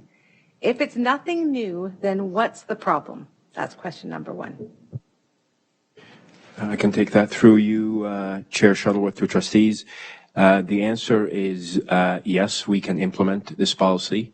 The very fact that the content of the policy, as you pointed out, is not new. It's a composite of existing provisions and that exist in regulations, statutes, and so on, is, in our opinion, satisfies our obligation under the Labor Relations Act not to change terms and conditions of employment until collective agreements have been renewed. So the answer is yes, it can be implemented. So hopefully that clarifies that question. Okay, seeing no other speakers, I'm going to go on to the second question. So again, these are from the public. So why is the policy not more detailed as it is currently vague and open to interpretation? The public couldn't determine what Mr. Taha's reason was other than mentioning procedure versus policy. In discussion, was it said that the policy needs to be vague and the detail will come in a separate procedures document that will be implemented after collective bargaining has finished? Will this more detailed set of regulations include a specific dress code? There was also mention of a companion document. Is this in addition to the policy document and procedures document? I think that's it. Through you, Chair Shuttleworth, to trustees. So the first part is, no, a policy does not need to be vague. So I'll be very clear. A policy does not need to be vague. That would make a bad policy. Policies by design, however, they are the what and the why. So inherently they could be not as detailed as what a procedure is, which is how you implement a policy. So in this case, we are speaking of professionalism. The concept is, sometimes it's difficult to define precisely. We will do our best to define what professionalism is in the context of a policy. However, what professionalism looks like on the ground, so the details of it, how you engage in your instructional practice, how you engage with students, how you speak to parents, how you communicate, how you write emails, how you present yourselves, and so on. Those kinds of things, those kinds of details would exist in a procedure. But no, a policy does not need to be vague. So let me be clear about that. The closest example I can provide you that exists currently in our policy inventory or library and companion admin procedures would be our employment equity policy. So we say in our employment equity policy, we strive to be an equitable and inclusive and a fair employer. Our hiring practices ought to be fair. So what does that mean? It's a bit vague.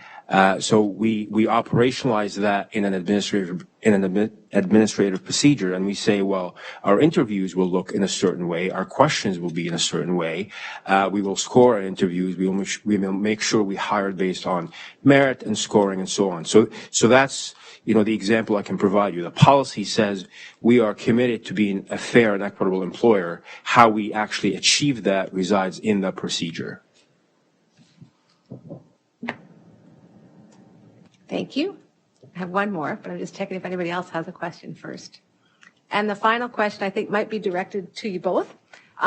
So Director Ennis promised specificity in the policy, but Superintendent Taha seemed to contradict this. So I think this might be a joint answer from both of you to clarify how that works. Thank you. I'll begin. Thank you so much, Chair Shuttleworth. When I spoke to specificity, if I spoke about specificity in a policy, then I misspoke. I think the record would show, however, that I tried to speak to specifics in the procedure versus a policy. And so that's the clarity that I wanted to offer. I don't know, Superintendent Taha, if you had anything else to add. No, nothing further to add. That's exactly correct.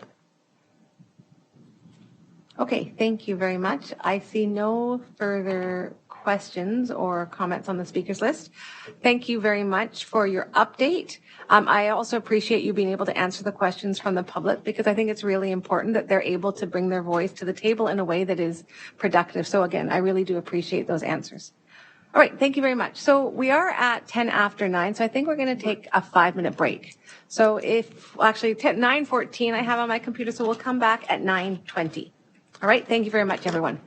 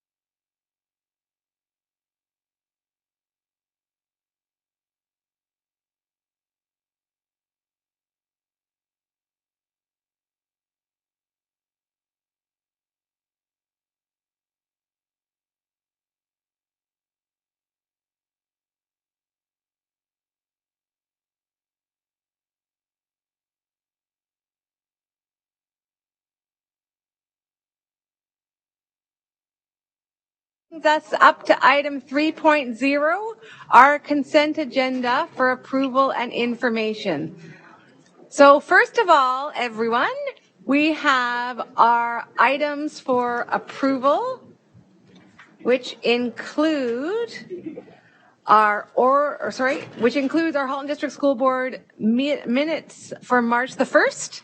And we also have the receipt of the information items, including our order paper, our administrative procedure update, our quarterly capital update, our quarterly financials, and our suspension expulsion report. So I'm going to put the motion on the floor. Be it resolved that the Halton District School Board approve the consent agenda and receive the information items for March 22nd, 2023. Trustee Baxter, would you like to make a motion to deal with the consent agenda? Yes, I would. And Trustee Oliver, would you like to second that? I'll second. Awesome. Are there any items that need to be pulled for discussion? Vice Chair Rocha. Yes, I would like to pull 2 items. Okay. I'd like to pull the quarterly capital update, and I'd like to pull the quarterly financials operating capital. All right. All right. Thank you very much. Anything else from other trustees? And, okay. I would also like to pull the administrative procedure update. So, Vice Chair Rocha, I'll let you go first, please. I will ask Superintendent Nagoy to speak to the quarterly financials, please. Thank you, and through the chair to all trustees, thank you for the opportunity to say a few words about our quarterly report. We do have a trend showing that we are on track overall in terms of spending to date. We're about half of the way through the year. However, we have a couple of very big items that are tracking over budget that I wanted to just raise awareness. And given that we have a revised budget that is very close within the compliance limit of 1% of our provincial allocation, if we go over budget, it will require board approval and ministry approval to be out of compliance. Being out of compliance means using more than 1% of the provincial allocation from our reserves. Staff are currently looking at areas of budget savings so that we can reallocate cost overages to other areas and defer certain costs. So that's an exercise that we're undertaking over the next few weeks and in preparation of the April projections, which will give us a better idea after March 31st in terms of where we expect to end the year. So that information will be coming forth in the next quarterly report, but I just wanted to mention that at this point in time, the contingency that we have set out, we started with $1 million in the original budget. We have allocated some additional educational assistance and went down to $800,000 in the revised budget, and that has also been allocated for additional staffing and some additional costs and priorities, legal and consulting. So at this point in time, we've put a commitment, not that we've spent all the contingency, but it's committed to certain challenges and priorities that have been identified since. So I wanted to just make that note. And as I mentioned, our first priority is to keep the budget on track and identify savings within other areas, which is something that we're doing, and we're having discussions with the appropriate budget holders to pull a few funds back and replenish a little bit some of the areas that are tracking over budget. Which include supply costs, portable costs, and contractual services as a result of inflation and the supply chain challenges. So we'll certainly keep the board updated on this, and we'll have more information in the next quarterly report. Thank you. Oh, we have a speakers list. Trustee Gray. Yes, thank you very much. Through the chair to Director Ennis, I just wonder, when we hear that supply teacher costs are one of the reasons why we are tracking a little bit high or hot in our budget line, I'm just wondering if you could help us to understand what supports we have in place to get teachers who have had to step away due to illness, back into the role? What are we doing to sort of support and therefore incur less costs with supply teachers? I'm going to ask Superintendent Taha to speak to supports for staff. Thank you, Director Ennis, through you, Chair Shuttleworth, to Trustee Gray. Great question. Obviously, returning our teachers our staff in general to the workplace is our mandate, the mandate of our Health and Wellness Department. We have all sorts of supports that exist to help them return to work as expeditiously and safely as possible. We have a comprehensive disability management program, EAFP services for our staff, mental health supports. So we do have a few programs and interventions that we rely on to expedite the return of our teachers. Nonetheless, the pandemic has really done a number on our workforce, and we've talked about the echo pandemic and the scars that many of us are wearing. So our focus on mental health is critical. And as you know, we have rolled out the mental health first aid program to our staff, so we're hopefully that will be of great assistance. So yeah, we continue to do the work, and it's difficult work, but we continue to focus on it. Thank you very much. Trustee Amos. My apologies, I wasn't here. I wanted to pull the capital. It's already been pulled. Oh, has it? Okay. Yeah. So that, I think, was what we were discussing right now. So did you have a question regarding that, Trustee Amos? Yes, I do. Thank you. So I'm very excited to see. No, this is. We're on the wrong one. I'm sorry. We're on the wrong one. That's not the person you want to talk to. Sorry, Trustee Amos. Okay, we have no further speakers. Thank you so much, Superintendent Nagoy, for your discussion pieces. All right. Vice Chair Rocha, you had a second piece as well. Yes, so that was for Superintendent Godet to speak to the quarterly capital update. Chair, to all trustees, I did want to provide an update with respect to Milton Southwest number 12. You're all aware that school is under construction. It's near Thompson Road in St. Louis, St. Laurent, at the end of Kennedy Circle West. And if you've driven by, you've seen a 3-story structure rising out of the ground. Unfortunately, we still don't have a roof on. And when we look back at the history, we did lose 3 months to approval process. We further lost 4 months waiting on structural steel. And with that, we are not going to meet our timelines for delivery. And so we're ready to communicate a September 2024 opening for Milton number 12. And with that, we wanted to notify trustees and begin the communication process with the school community and certainly the holding school at Rattlesnake Point. Happy to take any questions on this project or others. That's great news. So I'll see if there's any questions or comments coming from the trustees. Trustee Amos. Not on that one. But thank you for all the updates, because I'm sure all the communities are very excited to see what's happening. But specifically regarding Oakville Northeast number 1 High School, I'm very excited to see that things are underway and that actual construction could tentatively start fall of 2023. Is tentatively just hedging because we are going to start in fall of 2023 and we'll actually have like a groundbreaking so the community can get all excited? Through the chair to trustees, I think that would be wonderful. It is shaping up better, that I feel more confident, but there is still a lot of work to do, and it is a difficult site acquisition and lots of planning hoops to jump through. Yes, we have been engaged in conversation, though, with our communications team about re-engaging with a normal groundbreaking ceremony for not only this school, but others. So I do look forward to actually attending my first groundbreaking in person as opposed to virtual in the near future. Follow up.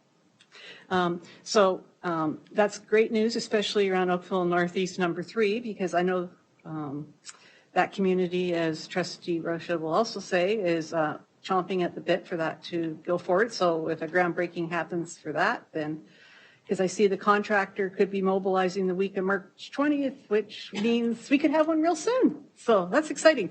And my last one is Oakville Northeast number 5. So I see that we've been approved for the RFP and that we now have Hossack and Associates designing, I guess, a similar school to Northeast number 3. And so have we got any prediction about timelines for that school?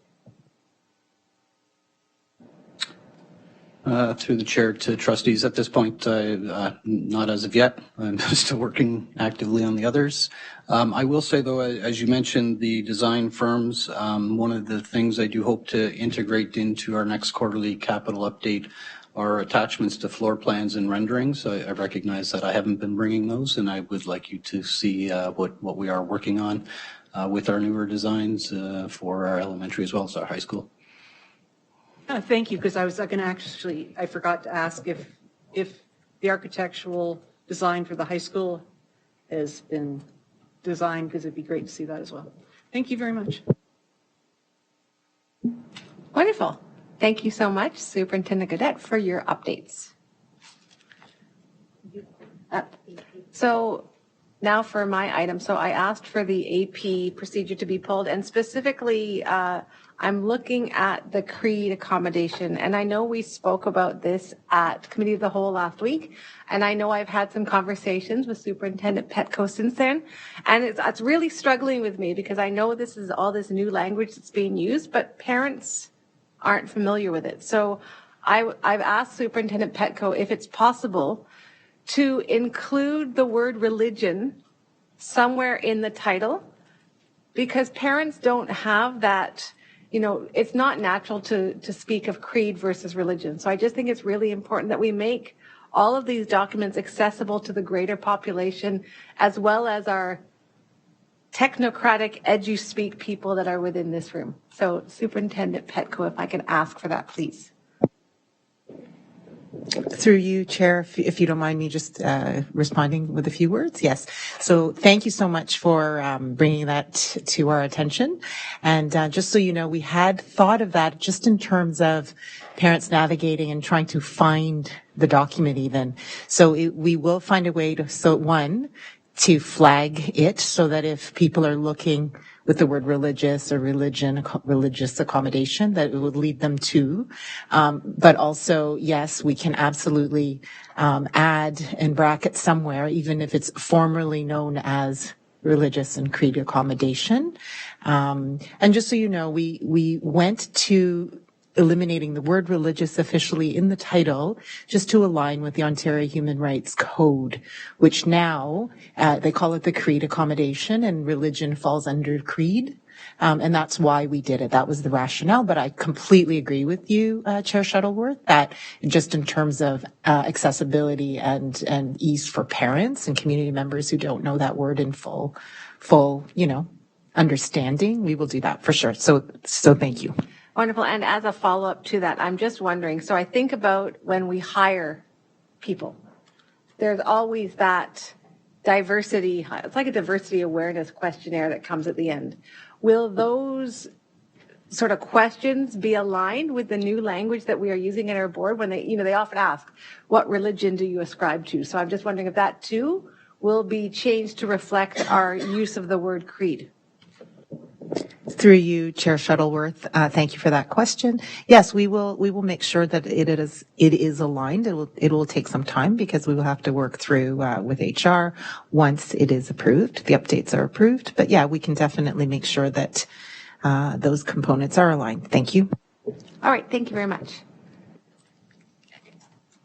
Are there any other questions before we move on to approving the consent agenda?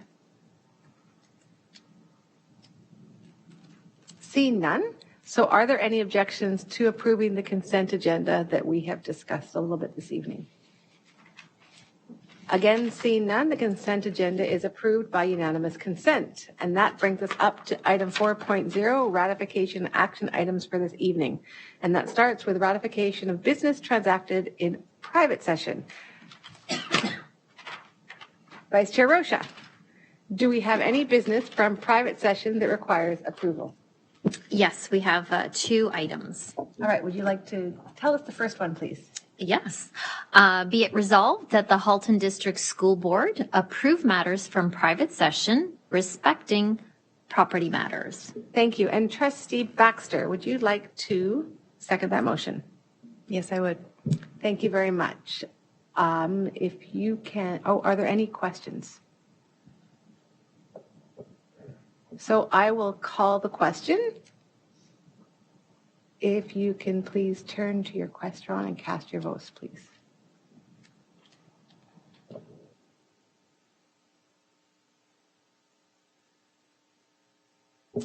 Thank you very much, everyone, and that passes unanimously. Trustee Rocha, you had a second item, please. Yes. So same thing I said before. Be it resolved that the Halton District School Board approve matters from private session respecting property matters. Thank you. And Trustee Amos, would you like to second that motion? Yes, please. Thank you very much. Are there any questions or debate? Seeing none, I will call the question, and if you can please go to your question and cast your votes, please.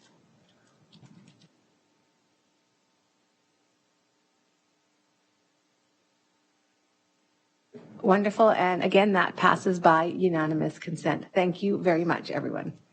All right, that brings us up to item 4.2, action items for March the 22nd, 2023. We have already dealt with item 4.2.1, so we are now on to 4.2.2, the legal review of the Trustee Code of Conduct Policy and Governance Procedure, report number 23051. Trustee Collard, Trustee Ahmed, Trustee Baxter, Trustee Oliver, and Trustee Rocha. Trustee Collard, it looks like you have some words of wisdom. I don't know how wise I'm being tonight, but yeah, we need to do a legal review of the Trustee Code of Conduct Policy and Governance Procedure prior to approval because we did find one legislative change, which has now been included in the drafts. But we want to make sure that we've captured it correctly and that there have been no others. So we would require a legal review prior to passing this new policy and governance procedure. And it will still fit within the guideline deadline, which is May the 15th. So we will still be within the ministry's deadline requirement. Okay, I'll read the motion and then open the floor for discussion. Be it resolved that the Board of Trustees send the Code of Conduct Policy and the Code of Conduct Governance Procedure for legal review to be completed by April the 11th. Trustee Collard, would you like to move this motion? Yes, please. And I'm going to change. Trustee Oliver, would you like to second that? I'll second. Thank you. Is there any debate?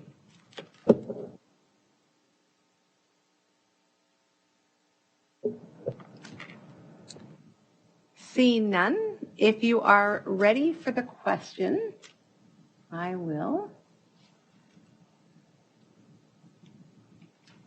set that topic and ask you please to cast your votes. Thank you.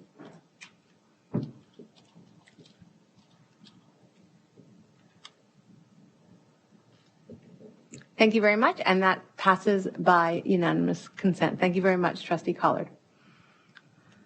Okay, that brings us up to item 4.2.3, Trustee PD Committee Terms of Reference, report number 23052. Trustee Collard, Trustee Oliver, Trustee Shuttleworth, and Trustee Zhang. Again, Trustee Collard, some more words. Some more words. Of wisdom. I have my name on too many things tonight. Yes, the terms of reference for the Professional Development Planning Standing Committee.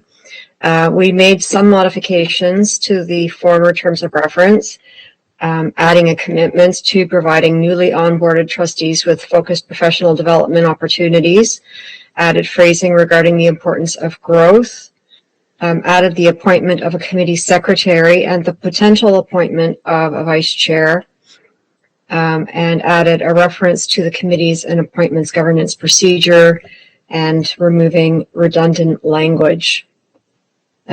So it's been appended here, and I hope that everyone's had a chance to look at it. It's fairly straightforward. If there are any questions, I'm happy to respond.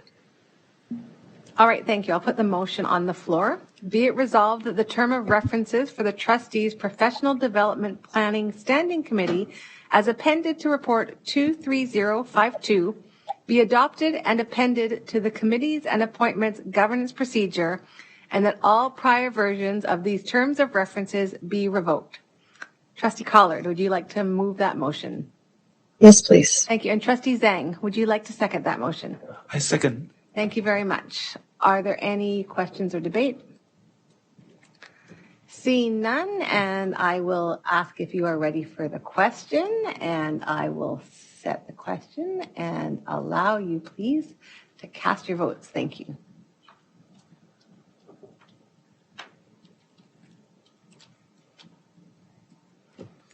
Wonderful. And again, that passes unanimously. Thank you very much. And that brings us up to item 4.2.4, the Trustee PD Committee's Professional Development Planning for 2023, report number 23053. Again, Trustee Collard, Trustee Oliver, Trustee Shuttleworth, and Trustee Zhang. Trustee Collard, some more words of wisdom, please. Sure. As you know, we conducted a couple of surveys. We had good number of trustees respond, and we put together a plan for the year that is both aggressive and doable. It ensures that we start our term off with the basic learning that we need in order to be effective at the board table, while hitting on the particular topics that trustees wished to cover.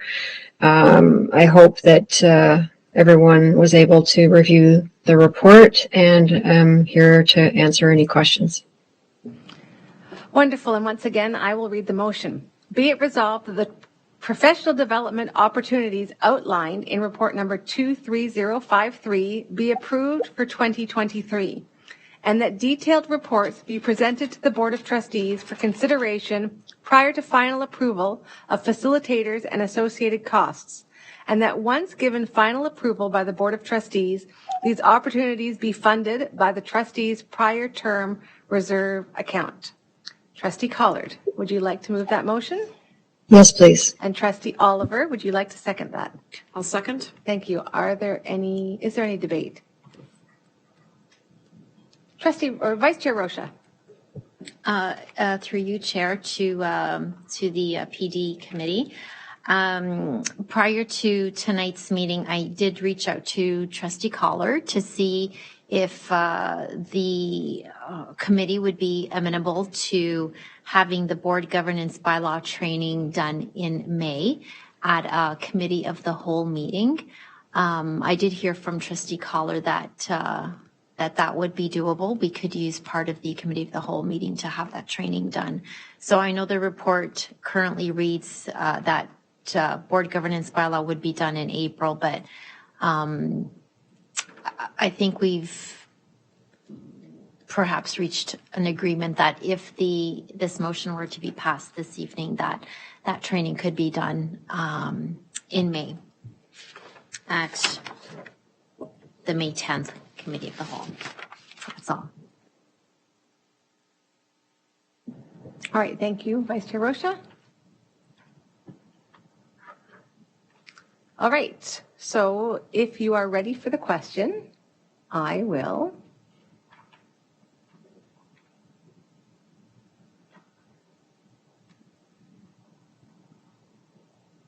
set it so that you can cast your votes, please.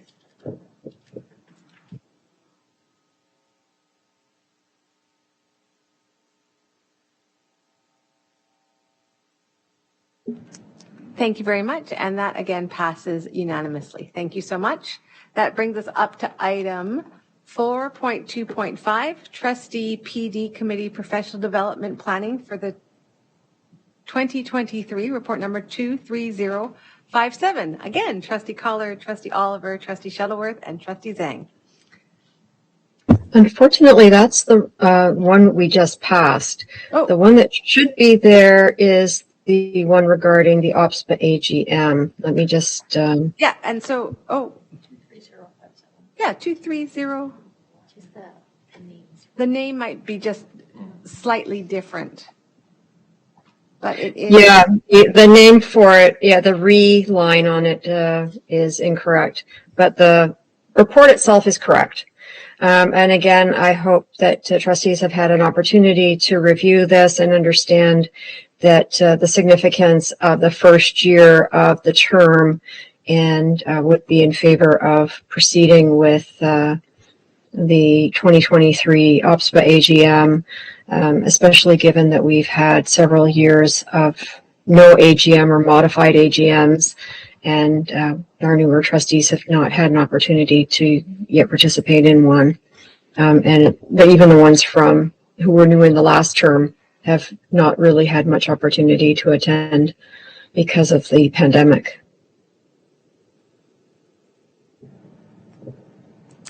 So shall I read the motion? Okay, be it resolved that the registration fees for the 2023 OPSPA AGM be paid from the trustees' prior term reserve account to ensure trustees are able to attend and participate in professional learning and networking opportunities provided at this event. Trustee Collard, would you like to move this? Yes. And I actually will second this. So are there any questions or debate regarding this opportunity? I just wanted to note, I think it's a really important piece of information that new trustees should really try to get out there. I know Trustee Zhang was able to participate in the last OPSPA, the PES opportunity, as well as Trustee Baxter for a little bit. And so I think it's a really great opportunity to get out there and meet trustees from other regions and just kind of get that different perspective. It's really a great opportunity. So that's why I think we're putting this motion on the floor. Trustee Gray. Yes, thank you very much through the chair. I have to echo your comments, Chair Shuttleworth. It is a very, very valuable opportunity, and I'm thinking in this year with so many new trustees, it would be wonderful if all of us could gather there and perhaps have some time on the side to talk and get to know one another a little bit more. But also those of us that have been around for a few years, we could introduce some of our trustees to those other trustees that are in boards that surround our area and our boards that are like our board. And I think those are very, very rich discussions that take place. I want to thank Trustee Collard for picking this off as an opportunity, because this year, as everyone knows, with the prorated expenses prorated monies received by trustees for PD and other expenses, it makes it difficult sometimes to fit this into a budget. And I think it's a very, very good idea to bring this forth at this time. And I really hope that if we support this tonight, everyone quickly formulates a plan to work it into their schedules this spring. Thank you. Yes, because I do know that Trustee Collard has also said to book your accommodations, because in Blue Mountain, correct? Mm-hmm. Yes, so sometimes those spots get snapped up pretty darn quick. So just be mindful of that if you are wanting to attend, to plan ahead. So thank you very much.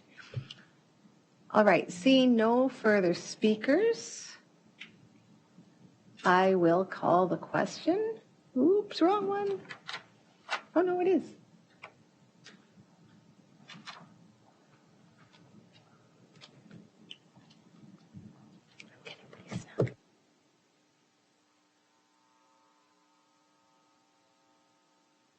Wonderful, thank you very much, and that passes unanimously. Okay, that brings us up to item 5.0, communication to the board. First off, we have items 5.1.1, policy updates, report number 23054, Superintendent Nagoy and Director Ennis, you're listed by this policy. Thank you.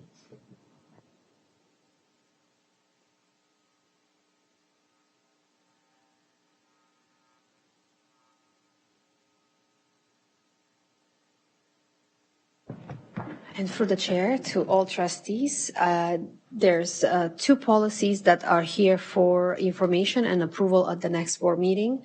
And I just opened the wrong report. 1 second.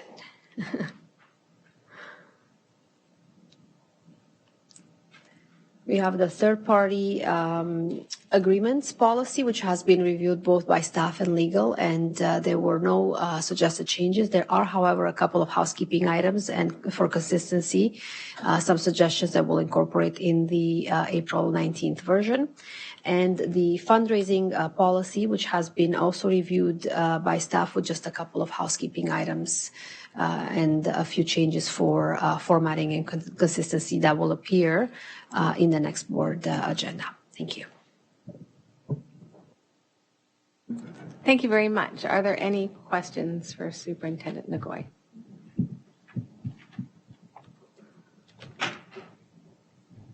Wonderful. Thank you very much. So that will come back to the board on April the 19th. All right, that brings us up to item 5.1.2, the Trustee Code of Conduct, revised report number 23040. Trustee Collard, Trustee Ahmed, Trustee Baxter, Trustee Oliver, and Trustee Rocha. Would any of you like to speak to this, please? Yes, please. We have discovered that there was a change to pecuniary interest in legislation, and so we made that change. It's outlined in red in the documents so that trustees will be able to easily see the difference. That is the only difference that's been found to date. As you know, we've just passed a motion to send this to legal for review to ensure that everything has been captured. And if that is the case, then there will be no further changes. If you have any questions, this is the second time that this has come to the board, so please feel free to ask questions. All right, are there any questions for regarding the update to the policy? Seeing none, again, thank you so much, Trustee Collard, for all the work you're putting into all these different policies and procedures, and we look forward to this coming back to the board on April the 19th. Okay, that brings us up to items for information, and we are skipping right along, right down to item 5.2.2, the operational plan for the 2022-2023 in-year update. Report number 23046, Associate Director Salmini.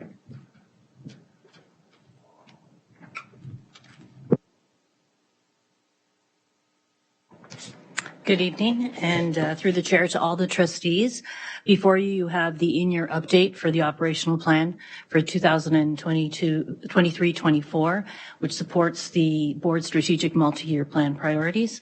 So I just want to take the opportunity to thank the senior staff, their departments, and our school staff for all of their hard work in support of our multi-year plan and ultimately our students. As you can see, they have been very busy. I had over 25 pages and I really tried to pare it down, and it still ended up being a very lengthy report. I'm very proud of what's happening in our schools on a daily basis to support our students by providing a rich learning and growth environment for them. A big focus for us over the last few years has been to truly know our learners and to be responsive and to create learning environments to eliminate barriers for each and every one of our students. And that work has continued this year. We know that it's continuous work and we challenge ourselves to get better. So thank you to all of the HPDSB staff for their commitment to our students and to each other. And I, along with the team, are pleased to take any questions. All right, thank you very much, Associate Director Salmini. Does anybody have any questions? Seeing none, we appreciate the opportunity to discuss this. Thank you so much for presenting and talking to us. And again, I want to echo your thanks to the senior team and working so hard to put all this information together. Thank you very much. And thank you to all the trustees for your continued support. Sorry, oh, there you are. Trustee Gray. Yeah, I'm sorry. I'm late off the mark through the chair. I just wanted to say that this text-rich document that was provided it made me just reflect about just how much is going on, and it was a good source of learning for me. I love how this is set up, and it gives me a great wealth of information to talk to my community about. And certainly when we have our school, our super council, if you would, or we call it the Halton Hills School Community Council up in the hills, this would be wonderful information to share with them. And so again, I echo what you're saying about thanking our admin teams and our the superintendents, everybody that's involved in this, because there's so much. If you just take one section and delve into it, it's the tip of the iceberg that we're reading here, folks. It really is. We know that there's lots behind all of this, and I'm so appreciative of this work, and I really hope that those who are online, our gallery out there in the internet world who are watching tonight, I hope that they too have had the chance to really go through this document and come to an understanding about what's happening here in the Halton District School Board. So proud of this work. Thank you.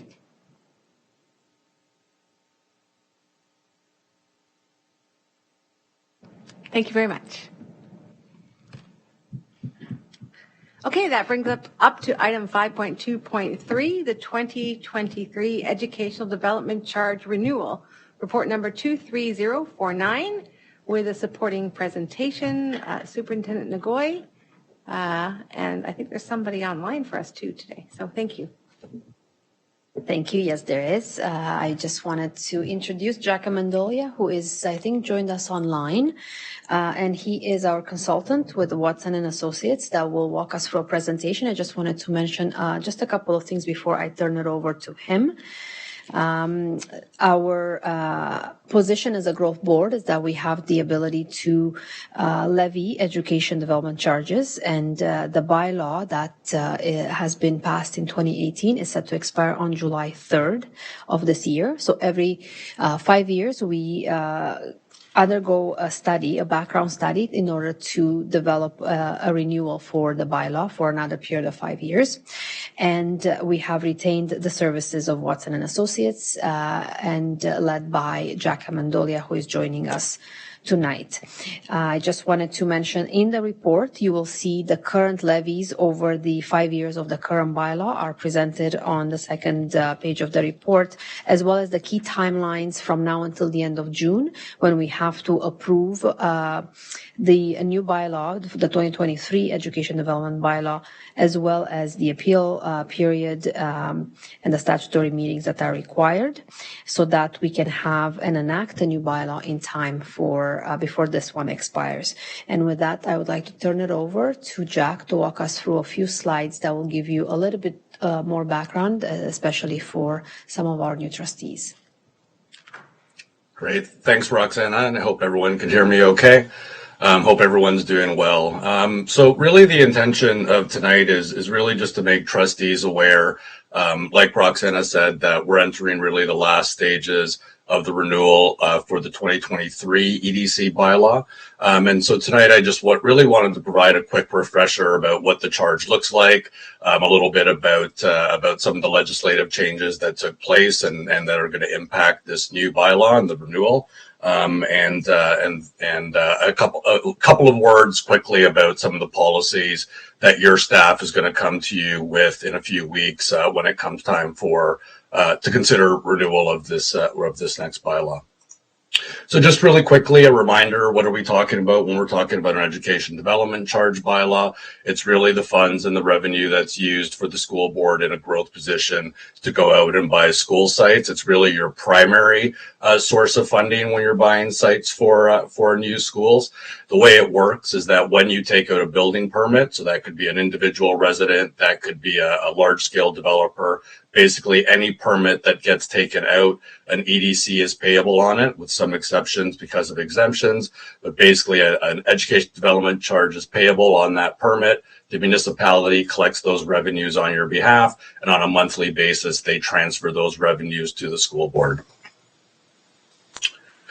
The existing charge that's in force right now is $5,792 per residential unit, and on the non-residential side, it's $1.41.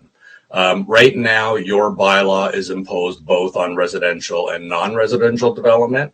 It's a jurisdiction-wide bylaw, which means that it's one charge no matter where you are in the region. So it's applied uniformly across that region. And as we talked about, the board is going to consider renewal of those bylaw passages in a couple of months.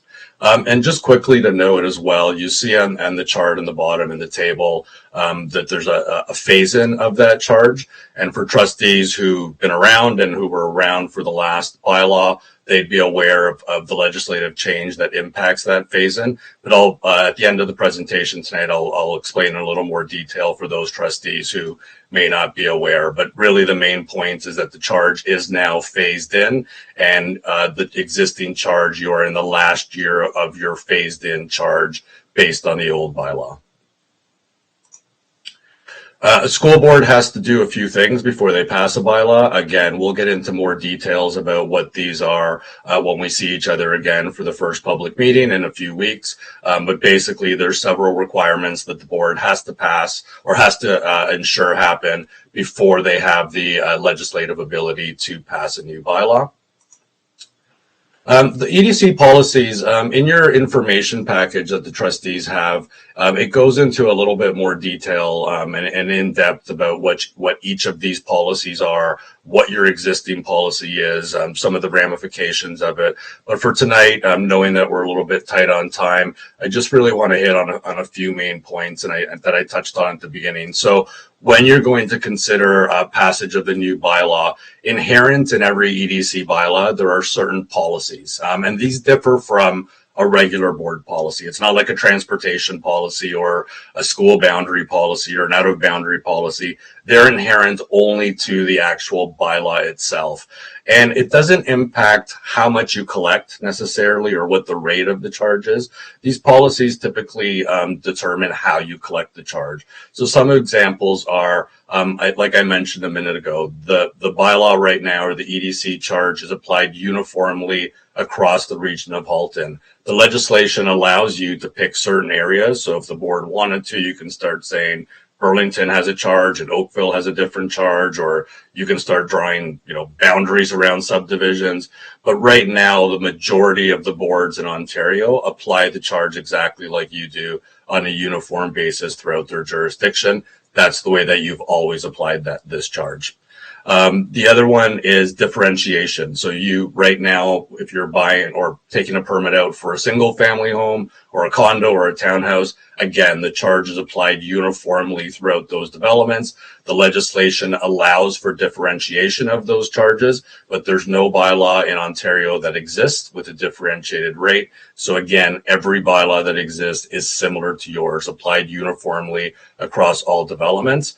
And I mentioned a minute ago that there's a residential charge and a non-residential charge. The policy allows boards to charge anywhere up to 40% of their charge to non-residential. The average around the province is around 10 or 15% based on negotiations and discussions with developers. And again, your bylaw is right in that range at 15% non-residential development.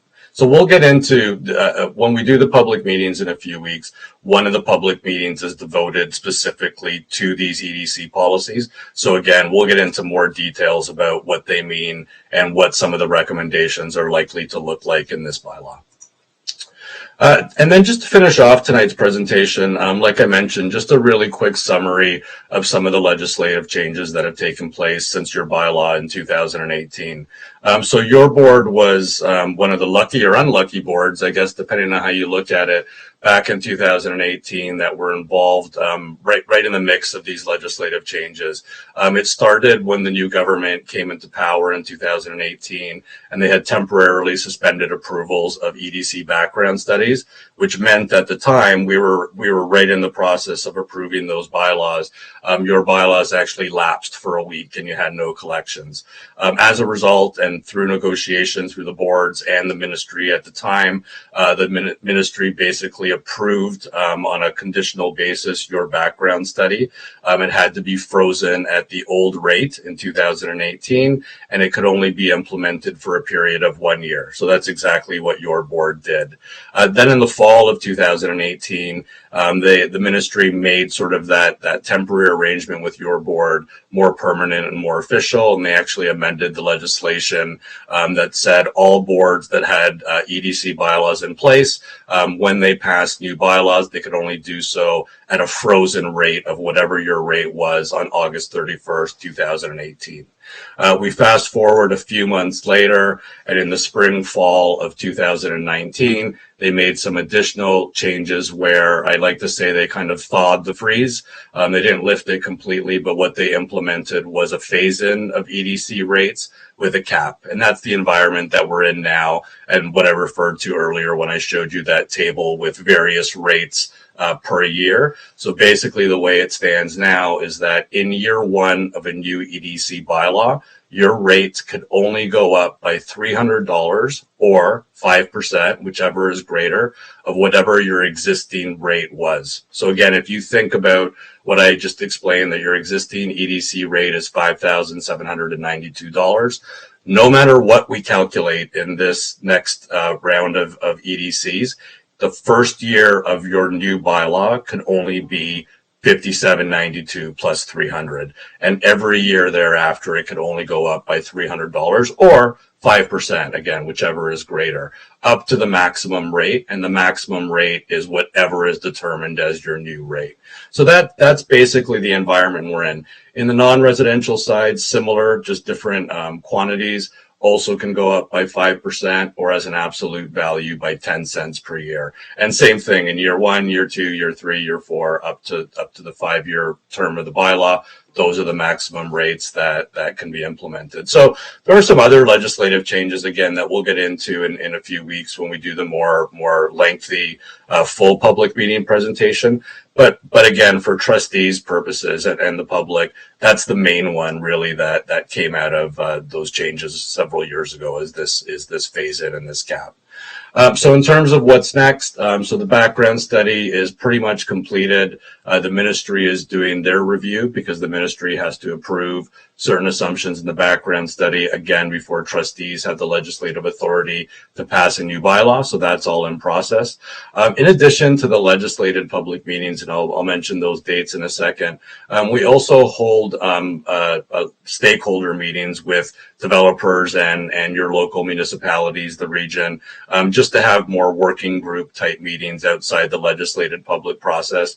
We've had one stakeholder meeting early in the process, and we're planning to have another one in about 2 weeks. Like I said, the background study is in the hands of the ministry. It's going to be released to the public sometime next week.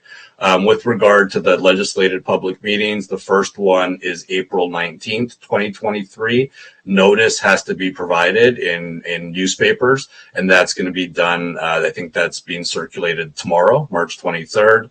And the board, if all goes well, will consider passage of the new bylaw at a board meeting on May 17th, 2023. So thanks very much for, I know I just went through a lot of information quite quickly. I hope everything is fairly clear, but if there's any comments or questions, I'd be happy to take them. All right, thank you very much for your presentation. Before we move on, I'm going to have to ask for a motion to extend. We're getting so close to the end, so I'm just wondering, we right now are at item 5.2.3, so we really only have about, I think, I'm going to suggest a 20-minute extension. We can do it. So if anybody would like to make a motion to extend by 20 minutes, thank you, Trustee Amos, seconded by Trustee Oliver. Any debate? Any objections? Seeing none, that passes unanimously that we'll extend for 20 minutes. All right. Are there any questions regarding the EDCs? Trustee Gray. Yes, thank you very much. We heard tonight that about jurisdictional-wide bylaw, and so I immediately began to wonder about our coterminous board and where do they fit into this? Do we discuss this with them, or do they have their own EDC meetings and their own rates? I just was curious about that. So we do work together with the coterminous board, and I will pass it on to Jack. I believe I saw his hand go up. Oh, yeah. Thanks, Roxana. Yeah, everything is done lock and step with your coterminous board. All your bylaws historically have been done. So the rates aren't the same. They're calculated separately for each board based on their individual projections and individual school needs. But your bylaws, in terms of how they're governed, how they're written, how they're enacted are, like I said, pretty much lock and step. Same legal counsel, acts for both boards, completes both bylaws. I act for both boards. The whole RFP proposal process is done in conjunction with your coterminous board. So yes, very similar processes. All right, thank you very much. Seeing no further questions, thank you so much, Superintendent Nagoy, and to our guests, thank you so much for coming. We appreciate the insight. Thank you. Thank you. Good night. Okay, that brings us up to item 5.3. Do we have any notices of motion for this evening? Bless you. Seeing none, that brings us up to item 5.4, the director's report. Director Ennis, there are 2 items on your list here. So I'm assuming an update on Burlington Wards 1 and 2 trustee by-election, as well as the infamous other. Thank you so much, Chair Shuttleworth. And the director's report that you may have received earlier, or you can open, we'll have a few more items on it. We'll go through it as quickly as possible. I continue to visit schools where I see the multi-year plan in action, and I'm happy to report, similar to what Associate Director Salmini reported on earlier, that great things are happening right across the HDSB each and every day. From robotics at Garth Webb to doorography at River Oaks, highlighting the greatness of Black Canadians, the commitment and dedication of all the staff of the HDSB with leadership from the senior team must be applauded for going above and beyond to support student engagement and belonging. This work is continuously supported by the Board of Trustees, for which we're grateful. So, I mean, when I went to Garth Webb, I saw students and staff there till 9 o'clock at night, going on weekends, just incredible. At River Oaks, all of their school doors were just covered with great Black Canadians and their contributions to our society. It was just a great event. I mean, most of the times I can't make it to all of the things that I'm invited to see all the wonderful things that are happening in our board. As a benefit to the United Way campaign, I had the time of my life teaching grade 12 calculus at Burlington Central. Cindy and Ethan, you missed me as a teacher. The staff and students were simply amazing, patient, and engaging. Thanks to Jason, Summer, and the comms team for a wonderful day highlighting the excellence in teaching and learning happening in our board. I have no doubt my lesson has inspired students to consider STEM pathways. Look out for the video. The Directors Panel series highlighting our commitment to the multi-year plan, as Ethan and Cindy mentioned earlier, kicked off, and I stepped aside and gave the control of the evening to Ethan and Cindy, and they did a masterful job. So thank you so much for that. Burlington Wards 1 and 2 trustee by-election update. The by-election voting and advanced voting dates have been announced online using the internet voting from May 15th to 19th, and in person at advanced polls on Wednesday, May the 24th. Locations to be decided. The in-person on election day, Monday, May 29th as well, to location to be decided. So the public school board supporters in Burlington Wards 1 and 2 who are eligible to vote can vote in this by-election. And so if you visit myvoteburlington.ca, you can see more information there. I'm going to ask Superintendent Petco just to give us a quick update on a few items, including International Women's Day. Thank you, Director Ennis, and through you, Chair Shuttleworth, to all trustees. So I have 3 items. Is that right, Dr. Ennis? Yes. I have the next 3 items. Thank you. So the first one is International Women's Day Breakfast, which was held on March 8th. The Young Women in Leadership Council at Abbey Park High hosted this annual International Women's Day Breakfast to celebrate the incredible women and girls in our Halton District School Board community and facilitate important discussions about equality. This was a wonderful event where young women and students came together to celebrate the achievements of women worldwide and to discuss and acknowledge the continued challenges in achieving gender equality. Just wanted to highlight that the guest speaker was Sheila Nuttall, a development manager of SAVIS. And if you don't know what SAVIS is, it's the Sexual Assault and Violence Intervention Services Organization, making us all aware that we need to continue to support victims of violence and sexual assault. Again, a wonderful and inspiring breakfast celebrated by many. I think, Manager Carrillo, I think that we do have a video. We're not going to watch. We're not going to watch those. Okay. But I'd like trustees, when you have some spare time, to do that. Thank you, Director Ennis. Yeah. And then the next item, again, just wanted to mention that we now have a video for the event that we spoke of at our last board meeting, Exploring Us that happened at Elsie McGill Secondary School, where our graduation coaches for Black students did an event, essentially an affinity space for our students who identify as Black. Please, if you have a moment, tune in and see that video as well.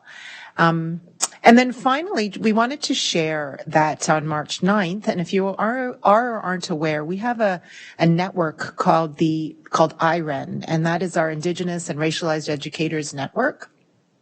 And this network is led by System Principal Shalita Walker of Equity and Human Rights and Gabriela Echeverria of the System Principal of Indigenous Rights and Ed. And in this network, which is made up of about 80 members, staff members and community members of educators, they host events, and one of them recently was a leading change session with Dr. George Day, and he is an author, activist, and professor with the Oisey Center for Integrative Anti-Racism Studies. And Director Ennis joined us, and we had the privilege of him setting the tone for the evening. And some of the messages were just that equity is not tangential, which is beautifully said, meaning it has to be central and paramount in the work we do. And then the other point that I'd like to share is that our histories are intertwined, and that history can never unfold in isolation, and it can't shield us from past injustices, that we're constantly striving to learn truths. So that's it for my section there. Thank you so much, Superintendent Petco. I'm going to ask Superintendent Newton to speak to the Duke of Edinburgh. Yes, thank you very much. At Oakville, Trafalgar, we recently hosted a luncheon with over 15 students who had won various levels of the Duke of Edinburgh Award, which is pretty prestigious, and the work is high level community involvement, academics, and making a difference. 4 students actually have won scholarships to go to universities with this prestigious award, so we're very excited about that. And there is a story that the communications department has done on our website if you want to take a look at that further. And also, just as a general comment, it's OFSA season out there, and we have a lot of great teams competing for gold because that's the only color you want. And we're excited at OT. We're holding our breath. Tomorrow they're undefeated, the girls in their hockey, going for gold. So we're hoping that they'll land that one too. Wonderful. Halton Skills Competition, Superintendent Frankovich.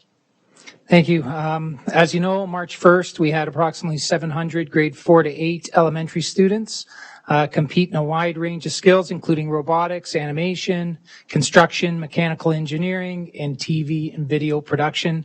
Many trustees came out to support the event and commented on the wonderful time they had joining us. We also have our secondary students having their competition on Thursday, March 30th at M.M. Robinson. So hopefully you can join us for that. And we expect to have 150 grade 9 to 12 students competing in a wide range of skills, including 2D character animation, baking, cabinet making, carpentry, coding, culinary arts, electrical, electronics, hairstyling, horticulture, landscape, photography, TV and video production, welding, and more. So we know the students are going to have a great time. We hope you can join us as well. Thank you. Superintendent Flahat, Earth Hour. In 2007, the world experienced the very first Earth Hour, designed to draw attention to the need to take action for our futures. The Halton District School Board will proudly join communities around the world in support of Earth Hour, which falls on Saturday, March 25th from 8:30 to 9:30 p.m. To take action and raise awareness of the issues facing our planet. In Halton, our schools will acknowledge the day on this Friday, March 24, during the school day, and do something very positive leading into Earth Hour, including learning about the United Nations Sustainable Development Goals, including goal number 7, affordable and clean energy, goal number 6, clean water and sanitation, goal number 13, climate action, exploring the connection between climate and social justice, and committing to take action on ensuring clean water access and water conservation. This participation also fits wonderfully into the HDSB's 2023-24 multi-year plan. The environmental leadership area focus, we are proud to see our students learning to become leaders in protecting our environment for generations to come. Thank you so much. And just wanted to highlight for trustees that the very first Fashion Forward open house is this Saturday at New Street, called Fashion Forward. Our students will have the opportunity to view and try on formal wear in an friendly, welcoming environment so that no one goes without and that everyone can participate fully in all of the festivities that are coming up this spring. And so we're so grateful to be hosting this. And no hate in Halton, Trustee Fowler. Thank you so much. As mentioned earlier tonight, I had the pleasure of attending the launch of this year's Community Partnership Program held at the HRPS headquarters on Monday. I wanted to share my sincere thanks and appreciation with Student Trustee Ruggiero for his excellent work and commitment to this initiative. As a member of the HRPS Youth Advisory Council, he was the highlight of the presentation, leaving us all speechless with that amazing video that he co-created with members of the council and the Halton Regional Police Services team. As noted, the Halton Regional Police Services has launched the second annual No Hate in Halton collaborative anti-hate campaign aimed to stop hate, promote respect, equity, and inclusivity in our community. Here in the HDSB, our Human Rights, Equity, Action, and Accountability Plan, The Way Forward, reflects our board's commitment to create and maintain safe, inclusive learning and working environments free from discrimination for students, families, staff, and members of the public. The Way Forward outlines 4 key areas of specific focus and strategies to guide the work and related actions, and accountability measures to be undertaken to effect positive change in outcomes throughout the duration of the plan and beyond. Aligned with the goals identified in the HDSB's multi-year plan, the Way Forward provides specific actions to which the board will be held accountable by students, staff, families, and community. Accountability measures will include both qualitative and quantitative approaches, including but not limited to student census, staff census, school and system climate surveys, focus groups, and case studies. And measurement of the progress and the impact of the Way Forward will be ongoing through implementation. As I highlighted when I met with HRPS that day, our HDSB discriminatory and harmful language protocol is one of the ways in which we are combating hate and educating all members of our school community in order to promote a school environment that is free from discriminatory and harmful language. Thank you. And that ends my report for this evening. All right, communication from the chair. There was a letter that was written to Chair Gary Carr regarding a motion from 2021. It's attached to your agenda. Committee reports, I'm sure there are many, but you can find them in the subfolder that Manager Carrillo has wonderfully made that has all the agendas and information for the different committees that we have all been involved with over the last couple of weeks. That brings us to public questions. At the bottom of every agenda, there is a link to allow members of the public to ask questions of the board. Questions, particularly those related to agenda items, will be answered either at tonight's meeting or the following meeting at the discretion of the chair. Multiple questions received that are similar in nature may be grouped together, but questions will not be attributed. Any question that contains language that is hateful or discriminatory will not be considered. Vice Chair Rocha and I have been looking through the list, and there are no questions that need to be answered this evening. And again, a reminder to the public, the best way to get your questions answered is to directly contact your trustee. Alternatively, if you have an item on the agenda you wish to address, you can choose to delegate. That brings us up to item 7, adjournment. Thank you so much to everyone for engaging this evening. Our meeting, I do not have that for some reason. Are there any? 5.7? It's gone missing from my list. And I think that might be on purpose. Are there any? Trustee questions and comments? Trustee Amos. We are already later than we're supposed to be, Trustee Amos. This is really quick. Recently, the government announced a program called Helping More Students Enter the Skilled Trades Faster. Grade 11 students can now soon apprentice full-time and still earn their high school diploma. Initially, I thought this was a very exciting type of endeavor. And then when I started thinking about it, I'm thinking students will be leaving to potentially become apprentices, but they still won't have a grade 12 diploma. And if they need a grade 12 diploma to fall back on, which most people seem to require, how are they going to get it? Because most of them won't come back as mature learners. And we're already fighting a battle to make sure we keep kids in schools. So my question is, have we heard any details about this program from the government, about its implementation and that kind of thing? Thank you. I'm going to ask Superintendent Frankovich to just give us an update. Thank you. All we have heard so far is that a consultation process will be taking place in the fall. That news about the apprenticeship, we actually already do something similar in terms of co-op through Wade Richardson. This will obviously be different because it'll be in skilled trades, but all we've heard is that it'll be in the fall and it will be an extensive consultation to be implemented the following year.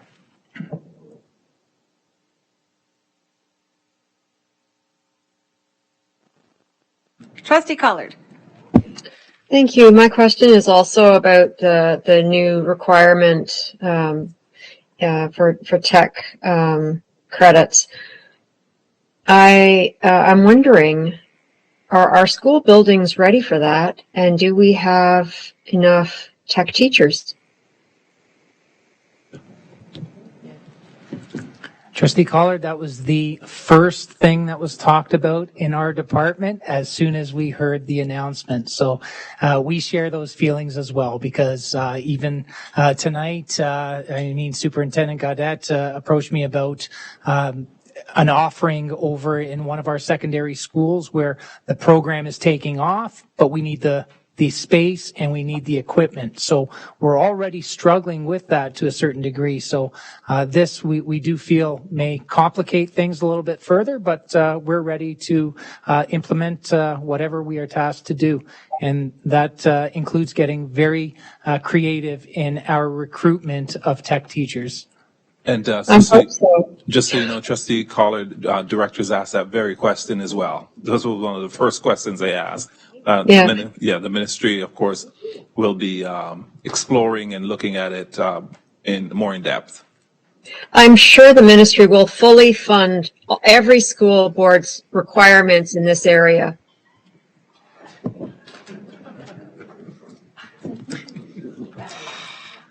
Trustee Gray. Thank you for acknowledging me. I just wanted to say to Superintendent Frankovich, it sounds like a perfect opportunity for partnerships with different industries. Thank you. And I'll just say quickly, Superintendent Frankovich, we were at Aldershot Parent Council last night, and my husband approached somebody about some of those partnerships. So, all right. I see no further speakers on the speakers list, and as we are all exhausted, as is our agenda, I call this meeting adjourned. Thank you so much, everyone. Have a great night. Good night.